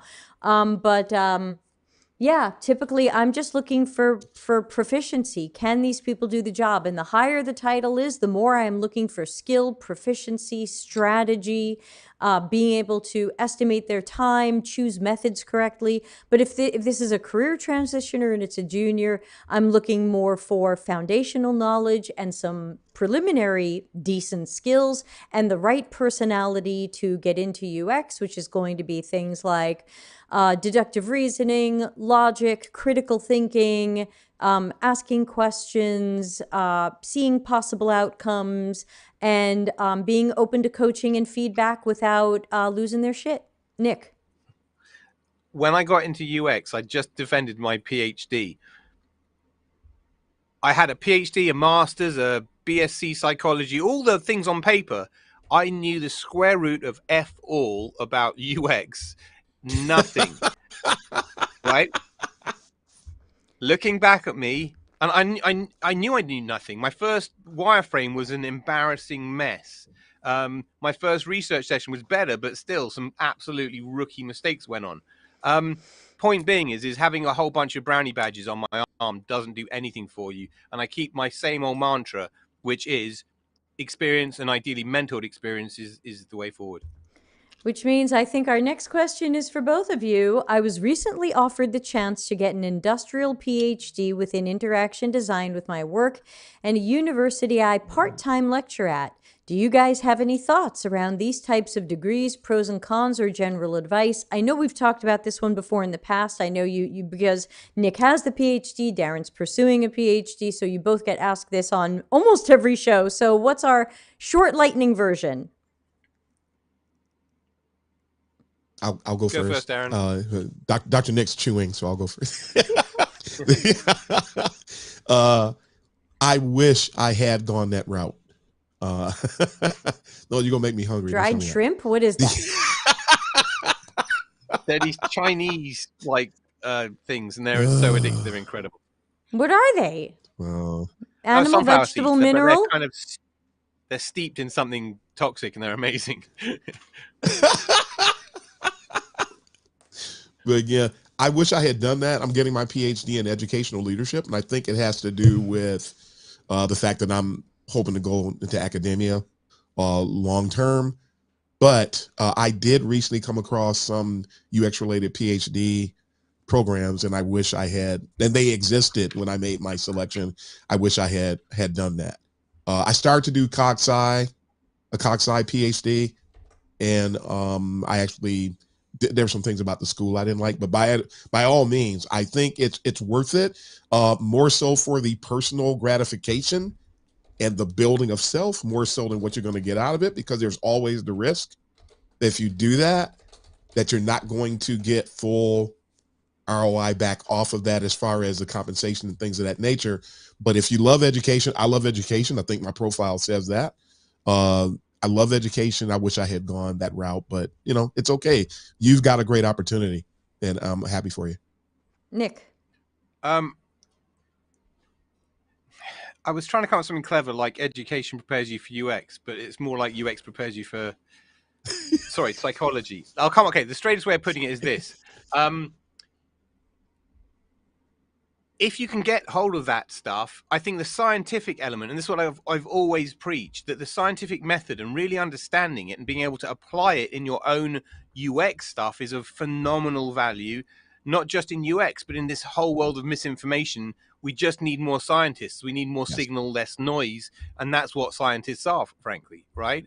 So in that respect, it's a great thing. But in terms of like on the ground UX level stuff, I find things like bachelor's degrees are much more useful because a master's degree is 1 year, right? You can't learn anything in 1 year. No way. It's meant to extend what you've already done in the bachelor's, but they don't. So you've got 1 year of nothingness. So that's minimal value. The bachelor's is much more interesting because you're starting off with 101 type concepts. And that's the stuff. Everything that I've done with my academics is all about translating and interpreting principles or stuff that is in the science or academic world and adapting it or making it work in the UX world. That's my special sauce. That's what I've done for the past 12 years. That would be the benefit of doing this thing for you, would to give you that bedrock, but that's not the answer. It's just a stepping stone. The next step is one you have to take in that interpretation and application. Darren, quickly, we have so many questions. Right. Sorry, just want to throw them real quick. It depends. The length depends. I saw someone that had Carnegie Mellon. Carnegie Mellon's had a master's program that was 1 year. I have 2 masters, both were 2 to 2.5 year programs. And then I've seen other ones that are longer. So it does depend, just so folks know. It depends on the structure of that school and how many courses they offer. Some of them offer something, it looks like a certificate, but it's actually a master's degree. So it varies. Just do some shopping. All right. Next question's a bit of a long one, so I'm going to read it out. I work for a digital marketing company as a web designer. I've been following your UX webinar, and I realize the company has been designing products, website, brand packaging for clients instead of users. Clients get shocked when they don't get leads. We have a new director who's open to change. 1. What do I start with in order to ensure everyone starts thinking about the end user? I'm responsible for web. 2, how do we make these changes without the client feeling like we don't care about their opinions, as they're used to getting the final say in everything with their previous director? Thanks, Cobby. Was that the Cobby move? I'll jump on this if you guys aren't jumping on this. You can go first. I'm still trying to fit. My screen's really small now. Yeah, sorry. I turned down the signal I'm sending back to you because of bandwidth. Right. So I know it's a little blurry.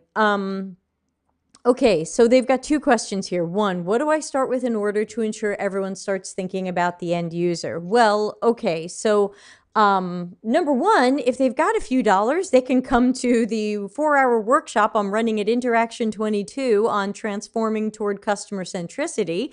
That'll cover some of that. But ultimately, to me, if I had to tell a company to start with one different new thing to try to think more about the end user, it would be what we call generative research.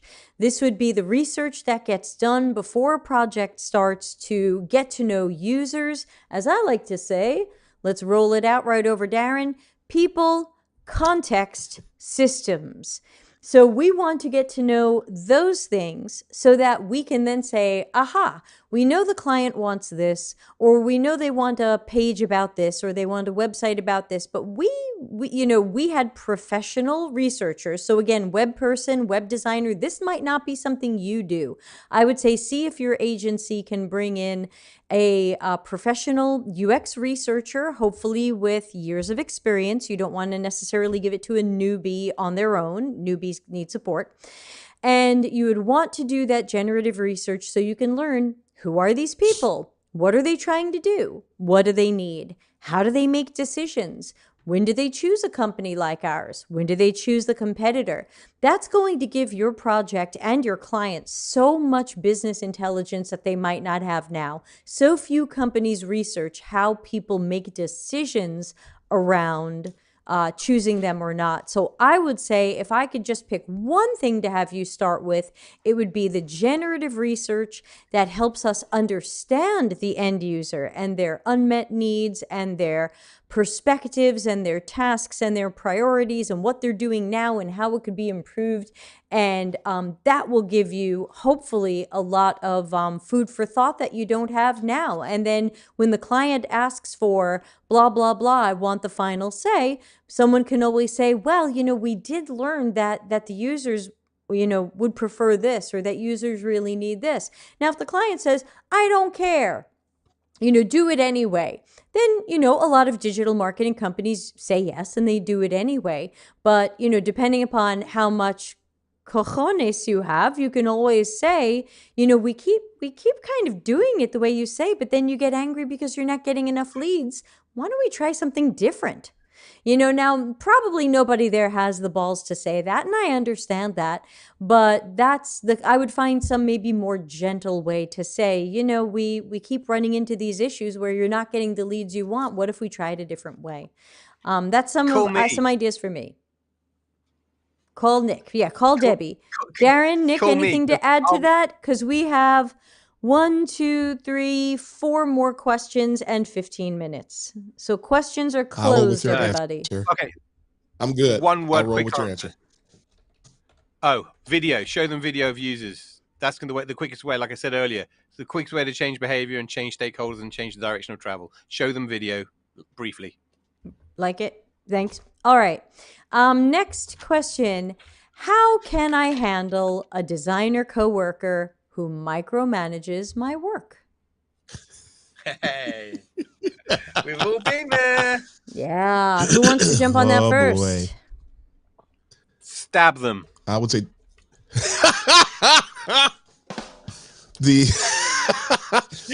no. You got to have some comic relief with this stuff because it drives all when it happens. I would try to talk to that coworker. And if that doesn't work, then got to bring in the team lead or the manager to try to get some resolution, get things out on the table and get things resolved. But because it's demotivating when that happens. So it has to be, ironically, managed. The micromanagement must be managed. I agree. Talk to your manager. Anybody have something else to add to talk to your manager? I can only think of one particular circumstance where I had... I was being micromanaged, and actually I left. It's the one time I left. Politically, it wasn't manageable. They weren't going to change this guy's behavior. He was a lovely person, but it's just that was their way. So the quickest and easiest thing was to move along. Yep. And in this market, you probably could. Next question. How to be self-taught without boot camps? Do the work. Do the work. It's possible. I just had to laugh because I just thought about that YouTube video again. Right. Being self-taught is a thing, but people need to recognize you have X number of options for learning UX. Of the different options is going to be the slowest. So it's okay. It's okay to do. And for those that don't know, self-taught just means that you're tapping into existing resources and you're learning by the downloads that you're getting from these resources. Is basically what it entails, but it is the slowest way to make progress. So just be aware of that, I should say. Yeah, and what I would add is the same thing I always say when this question comes up, which is whether you try to teach yourself through free resources, paid resources, the problem is that you can amass a lot of knowledge and ideas and information, and some of it might be good and some of it might be from bad sources, but without somebody who you can talk to, without a mentor or a coach, you don't know a good resource from a bad resource. And without a mentor or a coach, as you start to try to practice the work, because you can't just read the book and then go, I know it. you're going to have to practice the work. And without a mentor or a coach who can look at that work and give you the tough love feedback and say, okay, look, okay, you tried to write a research plan. Here's some things you did that were good and look solid. And here's some things where I think you missed it or you didn't understand what you learned. Let's take another look at this and let's fill in the blanks here. And so ultimately, I think people can go a self-taught route, especially it's certainly cheaper than the boot camps, and you'll probably learn a lot of the same things. But without that mentor or coach, I think that you're guessing. You know, the eventually can come back to bite you. And I think I remember a person writing to me on LinkedIn, and they showed me their portfolio, and I was like, I'm sorry, but it looks like your UX work is not being done very well at all. I'm concerned you're not going to get a job. And they said, but I learned this 2 years ago from a Udemy course, and this is what I've been doing for 2 years. And my thought was, I'm so sorry. I wish you had had a mentor or a coach who at some point said, oops, Really either this wasn't a good course or you didn't learn it the right way. Raquel says, how do you find a mentor? Raquel, I think we have episode 59 on that. But my short answer to that is go to the people you trust and ask if they mentor or coach. And to me, the difference between the two is money. A mentor is going to do it for free. A coach is going to get paid to do it. But hypothetically, you can get the same thing from them. It's just a matter of whether or not you have the budget. I don't do a lot of free mentoring because my time is so limited. So I do charge. I charge 50 American dollars a half hour. But, you know, if that's out of people's budgets, then you just have to keep asking people until you find someone doing it for free. And of course, Darren says avoid ADP list, which I also happen to agree with. Nick, anything to add before we move on to the next question? You really should be getting mentorship through your senior or lead at your job if you're currently working in UX. That's true. What you should expect. Bingo. If for some reason in recent years since the UX UI gold rush that became forgotten about or one of those inconvenient truths, your lead should be mentoring you, should be that wing, that advisor, all the things that Debbie has just said. If you're not getting that from them, I would seriously consider maybe consider looking elsewhere to get that. And that's a great question to ask on the way in, is what the quality of your leads like? What's the mentorship? Is there anything formalized about that? Should you shouldn't really have to go and say, would you be my mentor to your lead? Your lead should be mentoring you anyway. I mean, it should be happening like breathing. Yep, very true. Darren, and then we'll move on. Yeah, and I was going to say too, that's one of the issues with the problem, what I constantly refer to as the war against seniors. A lot of companies don't want to hire genuine seniors. So this built-in benefit of mentoring, which should be something that just happens at work, does not happen. And that's why people end up reaching a certain point and they end up consulting. And I used to wonder why it happened. It was because when you reach a certain point, companies don't want anything to do with you. And then the person in charge doesn't want anything to do with you because they're afraid of you or threatened by you. So you don't get hired when you reach our level a lot of times. You think it's bad trying to get an entry-level UX job? Try to get a certain type of job when you get 10, 15, 20 years. And also, just want to remind... Oh, sorry, Nick, go ahead. Sorry. People ask... One thing I'm learning recently, one of the hard truths in my life recently has been people are perfectly happy for us to be their right-hand man, save the job... No, right-hand person, save the job, save the day, do all the heavy lifting, do all the strategy, and make the person look good. What they like to do is to keep us down from being in that position. And that's what I'm working on right now, because I need to fix that. Because people like Debbie, Darren, myself, if we're not in leadership positions in UX, if we're not helping educate and transfer all that knowledge from our generation to theirs, the future is genuinely bleak. You shouldn't be paying for this stuff. Yep. It should be getting recycled, all this information, and it's going... Darren and I will be in wheelchairs and in homes before anything good happens, and we cannot wait.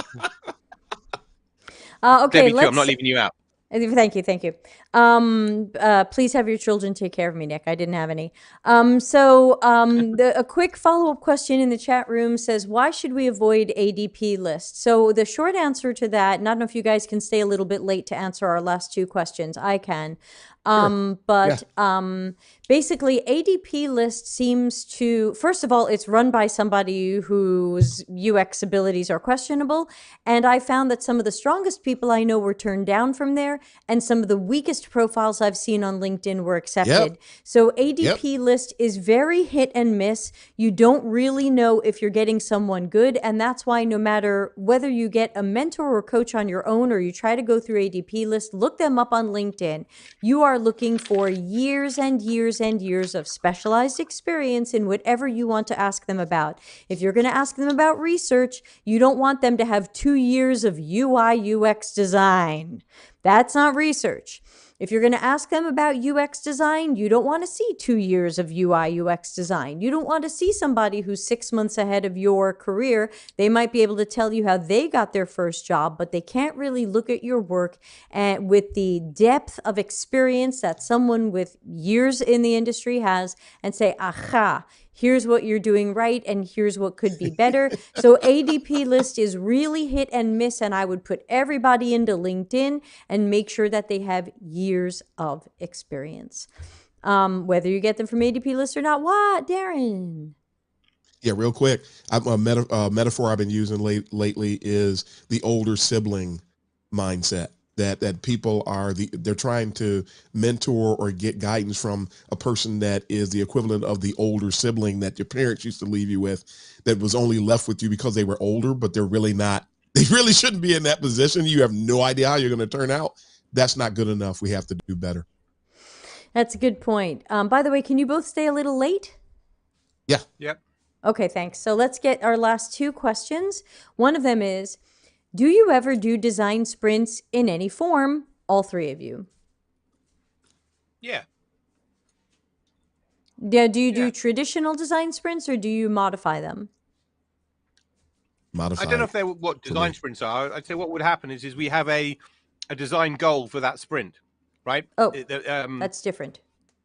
Yeah. Different. So that's what I'm saying. That's the form of design sprints I do. I don't know any other way. No. Design sprints are like a 5-day, empathize with users, understand the problem. It's a 5-day innovation workshop. Yeah. I call No it a wallets. hackathon, but no. There's no wallets in a design sprint. Wallets. I've done it a couple times and definitely modify it, because when we do that, if we don't drive, if the expert doesn't drive, you're going to end up driving off the edge of the waterfalls, so to speak. So, because it's all about a bunch of people. I call it glorified spitballing. They just come together and everybody's got ideas, but it's almost like you don't really have any legitimate direction. And you have some ideas, but are they the ideas? And you'll design something, but not necessarily the thing. So but I've done it as long as I can run it. And I've been scolded for not doing it the way that somebody else thought it should be done, because I've been told that you're not supposed to do things that lead the witness. You're not supposed to keep making leading statements. You're supposed to let them do, but shoot out when I was at one job for doing that, and I wasn't giving them leading thoughts and things of that nature out there. Well, the data is worthless if we do things like that. So I find it to be problematic, and there's better ways to do things in design sprints. We used to get the same information by interviewing stakeholders. What a novel idea. Now got the same people in a room. So it's not the best thing. Take it out the box as it is, you'll suffer for it. Yeah, I don't run design sprints in any way, shape, or form. I have many videos on this channel against design sprints. You can find basically, if you go to YouTube and you write Delta CX design sprints, you'll probably get 10 videos ranging from design sprints are devolving and evil, all the way through to episode 115, breaking our addiction to workshops. These are all things that I recommend. And ultimately, my job is to go into a company. If I am a UX, let's say I'm a UX designer, my job is to go into a company and be a critical thinking, problem finding person who then solves problems. If we solve problems by getting everybody in a room and playing wacky games and putting notes on the wall, and then American Idol voting on our favorite solution, which has nothing to do with what our user needs or prefers, we vote on the favorite, and then we run with that. Yep. Then what do you need me for? The more design sprints a company does, the more we teach them that they don't need Debbie's, Darren's, and Nick's, or Raquel's, Yep. or Solomon's, or anybody else, or Marisol's. And we teach them, you didn't really need us. Yes, we do this and we specialize in it and we studied to do this and we have specialized skills, but you know what? You can all just get in a room and throw your ideas around and pick one and go with it.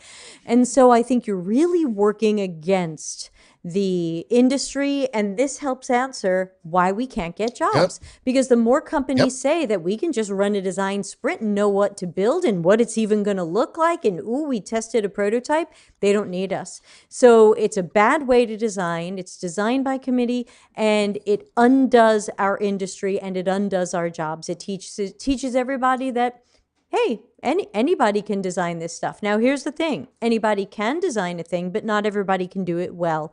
It's like cutting hair. Anybody can cut somebody's hair. Not everybody's going to cut hair well. So there you go. And you're going to love our last question, which I'm going to let you two answer first, just in case you have something you want to add. Because, we do get this question asked about once or twice a year, and that is, why doesn't Debbie like Jared's spool? But let me ask you this. Either of you have an opinion you'd like to share on Jared's spool, or is it just me? Am I I going don't like first? the fact that he. Oh no, you go on, Darren. Go. No, go ahead. You already started. Go ahead. No, I was just gonna say I don't like the fact that he's tried to plagiarize stuff or has plagiarized stuff from Debbie. That's the only interaction I've had is via Deb and a lot of idea thievery, uncredited thievery. So yeah, that's all I know, Darren. Yeah, and that's part of it as well. There's some things I won't say because I know it's going to be in the recording, and I'm not going to deal with that. But I do know that one day he told me in an email, it was not a automatically generated. It was him or somebody saying they were him. Said that he liked my podcast, and I, knowing that he had plagiarized things from Debbie before, I went, uh-oh. Yeah. And that's just, so and I've always that I do show up in the wild, and somebody took something that I did, my history of UX thing that I do, and anybody present the history of UX the way that I presented it, but it showed up in a boot camp with my imagery stripped out and the content put onto another image, and then stripped my credit from it, and just crazy stuff. So it's one of the things that bugs me is this. It's something that's popular in UX today, and it is this it's on the line of the plagiarism of Debbie stuff, is that you have this massive number of people who will present either what amounts to a public domain set of knowledge, or something that was attributed to someone else, presenting it as their own and basically parroting it back with no original thought or anything, and then using that to sort of stepstone their way to a state of celebritism or profit. And I just don't, I don't know if the love for the discipline is really there. And No, Darren, I have problems with that. No, I do too, but that's the world. Because we're in such a monetized content and frequency of publication kind of world, I'm no doubt that people like Jared and any other social media person that stays awake up each night going, what am I going to post tomorrow or this Friday? That's their big thing.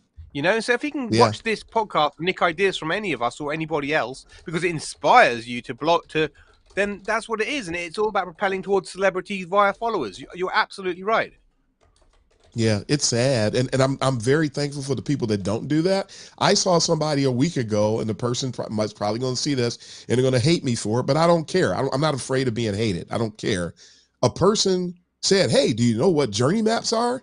And then they proceeded to post the equivalent of things you could find on IDF or any book on journey mapping, and they presented it. And it's like when they were done, it's, hey, this is my presentation. Hey, and I'm like, you didn't say anything we didn't already know. You didn't say anything that didn't already exist. But this person is trying to position themselves as an influencer, and that is detrimental to the discipline when people do things like that. So that's my concern. I had an interaction with him. I will talk about this and then I'll let it go. I had an interaction with him where I was talking about this issue about the hiring of seniors and this problem that exists. He said, well, I talk to people all the time and I've never seen it. I'm like, well, you must not have worked real hard to find that out, Jared, because I see it all the time. I've been victimized. It. I know a bunch of other people that have been victimized by it. As a matter of fact, it's pretty common. And a lot of these companies I'm talking about have been hiring unskilled, unqualified people to run their UX departments.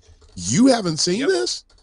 How have you not seen this? Or are you turning a blind eye to it? And when he did that, and then he said, well, like I said, and as soon as I saw that, I've been studying and been able to ascribe tone to written text for about over 30 years now. And I knew the tone that was behind his statement. And that's when I was done with Jared Spool. I don't mind because it happened. Yeah, I mean, I must have at this point 40 minutes of stories about him, but I know we're already running late, so let me just give the short version since this does come up twice a year on this show. Jared, I've caught him stealing from me many times. The last time he stole from me was a month or two ago, I think about 2 months ago, or at least that I know of, because remember, I'm not watching his videos, I'm not attending his webinars, so he could be stealing from me, daily, and I wouldn't know it because I avoid him. But I caught him, he had done an interview on someone's podcast, and someone put up the clip on YouTube, just a little 2-minute clip from the podcast, and I watched it, and I said, oh my God, I've said those very words. And I went to my Slack channel and I said, this is a crazy question because I have 500 hours of video on YouTube, but does anybody remember in which of my videos I said blah, blah, blah? And I knew it was a conference talk I'd done because I started opening up all my PowerPoints and going through all of my scripts, and I didn't go back far enough.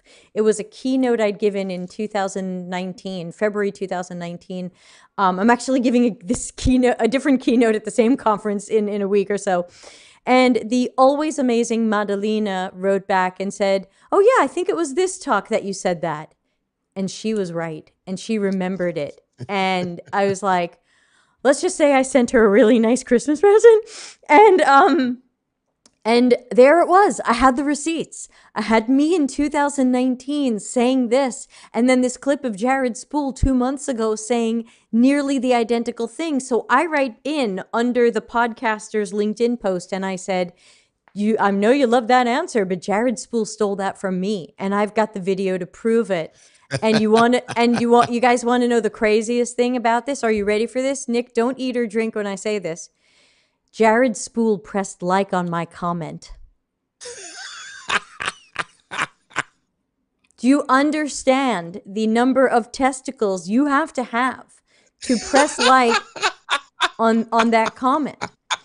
So I have a kind of a 3 year long, I guess at this point, four or so year long negative history with him. There are a number of things I've caught him stealing from me. He or someone he knows watches these shows because there was a time when he had put out a webinar and I thought his webinar was about something really stupid that was going to hurt our industry. So I put up a 5-minute video on why his webinar was a bad idea. And the next webinar he put out gave the opposite advice. And I was like, Nuki. And and don't forget that I have that 8-hour training that I released a year ago called Attracting and Retaining UX Talent. And then he put out one called, who knows what it's called? So he also names his stuff very similar to me, which I believe he does for search results. I believe that he names stuff similar to my stuff so that if you are looking for my stuff in search results, you're going to find him. Now that, of course, isn't direct plagiarism. That's just dicky stuff. That's just insidious. Yeah, that's just dicky stuff. So let me see if I can find what he had called his, because it was, oh yeah, so mine's called Attracting and Retaining CX and UX Talent. And he named his Attracting Top UX Talent.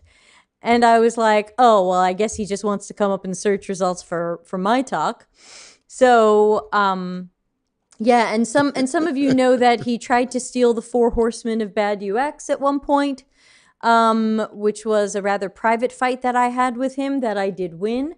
And that was one of the stupidest email chains I've been on in the modern era. And so, yeah, I think he's a guy with no original ideas. And what I say is that you can tell the difference between when Jared wrote something and when Jared stole something. Because when Jared writes something, it hurts the industry. It's everyone's a designer. It's go use lean UX and democratize everything. And just give in to whatever Agile wants. Agile wants you to go faster and cut corners. Go faster and cut corners. Spool wrote it, or at least had someone write it for him when it hurts our industry. And Spool stole it from me. Larry has noticed some things that appear to have been stolen. Darren's probably going to bump into something at some point that he's going to say, holy shit, I said this first.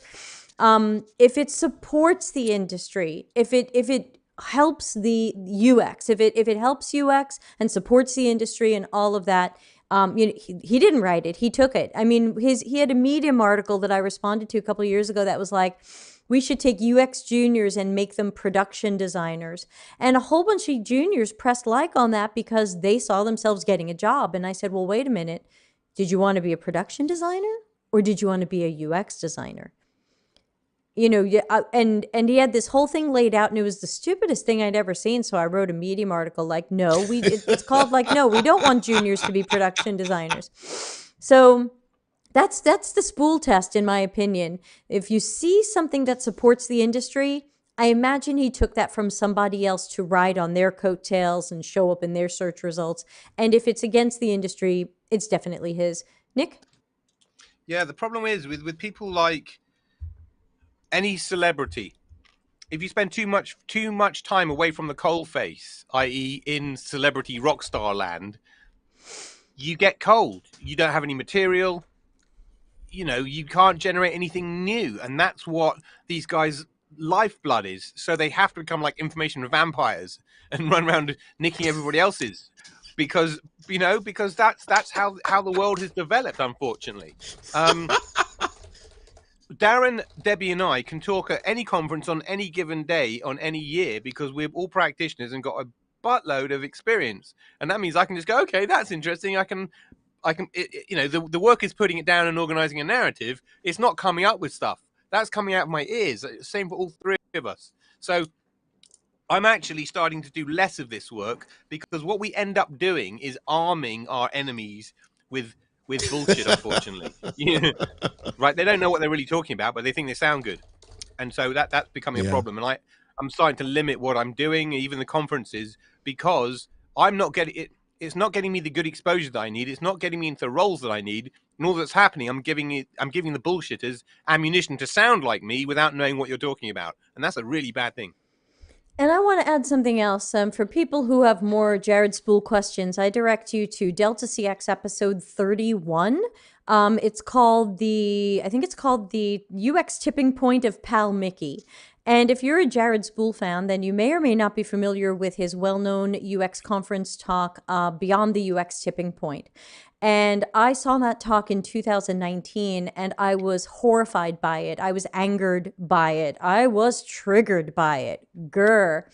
And I came home from hearing that, and I ended up writing a whole bunch of slides because it was full of lies.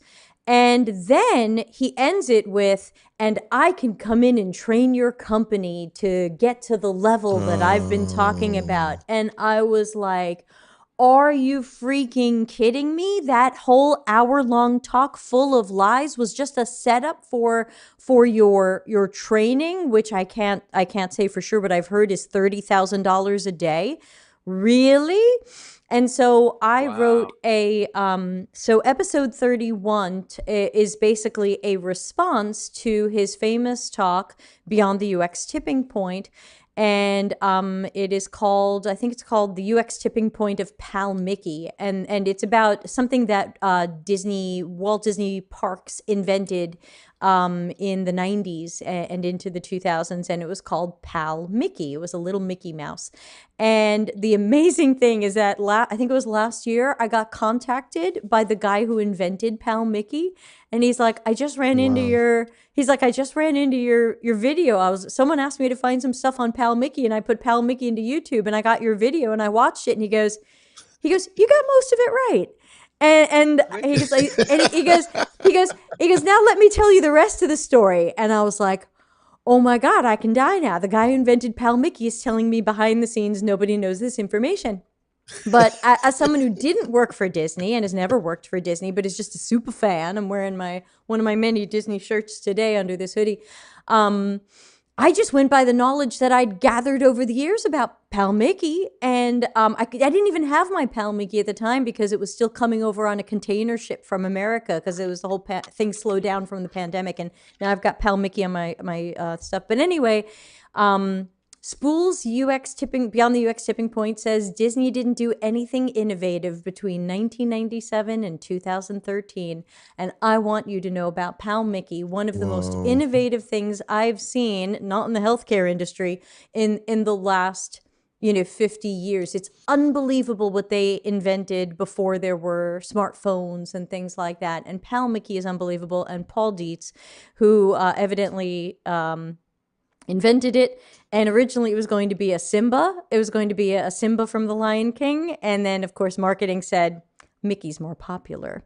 But originally it was going to be, he told me it was going to be a Simba. He had the Simba. He took it out on a video call with me. And I'm like, oh my God. But anyway, that happened after I shot the video, of course. But the good news is it sounds like my information is mostly accurate. So check it out because basically Spool's whole point is Disney doesn't do anything. Disney didn't do anything, they didn't do anything innovative. And I can get your company to that level, if you take my training. And I was like, wow, I think there's only like one hand gesture I can give this, and it looks something like this. and so, sorry, Darren, you missed it, and I'm not going to do it again. And I don't want to be completely demonetized. So Jared and I have a 3 or 4 year history of deep badness and deep plagiarism and deep disrespect mutually. Well, obviously, I don't respect him, but he evidently seems to love me because he wants to copy my stuff. And I think that's not cool. I think he could easily say, I credit people all the time. I say, as Dr. Nick says, as Darren says, as Larry Marine has taught us, as Don Norman would say, there's nothing wrong with Jared Spool saying, I agree with Debbie Levitt when she says boop bop a beep. And now here's some stuff I actually freaking wrote myself. And he could absolutely do, even if I saw no money from it, just for people to go, oh, there's somebody else. And I think the problem is that the Venn diagram of Jared Spool fans and my fans is this. And that's because what's the number one thing we push on this channel, everybody? Who knows the answer? Critical thinking. We're all about critical thinking, but Jared has the cult of personality. And I think people fall in love with his speaking and his charisma. And I've noticed that people love his speaking so much, they don't ask critical thinking questions. Nobody stopped to ask, did Disney really not do anything innovative until 2013? Are you sure? And people just love, and look, give him the credit. He's a great speaker. But there's something about him that has that Pied Piper thing where nobody researches, nobody questions what he says, nobody has critical thinking, and they shut off the critical thinking when he opens his mouth. And I think that's why we don't have more fans in common, because he can only get away with the theft while we have no fans in common. If our fan groups start overlapping, people are going to be like, wait a minute, I heard Debbie say that. Wait a minute, that was from Debbie's book. Wait a minute, that was from, he's not going to be able to get away with it. Yeah. And Marisol says, I knew he had a presence in UX, but when I saw his free webinars, I was like, I don't agree with this guy. Yeah, that's what I find. I'm either disagreeing or I'm going, wait a minute, I said that. So anyway, thanks everybody for staying really late. I'm sorry we went so late. Thanks super extra to Darren and Dr. Nick for the marathon that we pulled tonight. And we do this at once a month. So the second Tuesday of each month, mark your calendars for the office hours. Ask us anything with the Three Musketeers, and we'll be here to answer your questions. On other Tuesdays, I'm here alone to answer your questions. I know it's not the same, but it'll have to do. Guys, let's give you everybody some last words and how they can find you and follow you and get in touch. Darren, where can we find you and stalk you? Let's see. I'm currently on a slight hiatus from LinkedIn, but you can usually find me out there. The World of UX podcast, new episode came out today, wrapped up my EQ series on today. The UX Chit Chat Hour, the last Thursday of each month, which in March, by popular demand, is expanding so that we can accommodate people on the other side of the world with a 13-hour time difference. We're going to start doing the chit chat 2 days a month, the last Thursday and the last Friday of each month. So a lot of times it'll be back-to-back days. So we got that coming up. I am right now considering something we call the Kaizen UX mentoring hour, where I'm going to be taking questions similar to this one time a month. It's probably going to be on a Saturday because my time is really crazy. So we're going to hopefully Saturday at noon Eastern time will accommodate people at a lot of different places. So that's on the horizon. So lots of stuff going on. You can pretty much find me Twitter, Instagram. I'm out and about and everywhere. Cool. Nick, where do we find and stalk you? LinkedIn. I'm been deluged with my umbrella company crap recently, so I'm still going through my invitations and notifications. Have they paid you yet? There, I'm just kind of, yes, mostly. Okay. All right. I've got to claim back a bunch of money from the tax man because blah, but yeah, not fun. Yeah. Got it. Find Dr. Nick on the LinkedIn, and he does have a budding YouTube channel called UX Psychology. And of course, don't forget Darren's podcast, World of UX, also at worldous.com. And again, we'll have them back in a month. And other than that, please subscribe. And like I said, find 3 people who you know would enjoy this show and enjoy this channel. I'm live usually 3 or 4 times a week with all kinds of shows. So join in. Tomorrow I'll be live reading my new article about how design thinking was designed to not work. And I hope I'll see you there so that you can ask your questions. And for now, I'm going to play us out of here. Guys, thank you so much for being here and staying late. Love you both and see you soon. Bye, everybody. See you later, guys. Customer centricity as business intelligence. Visit deltacx.com to learn why we are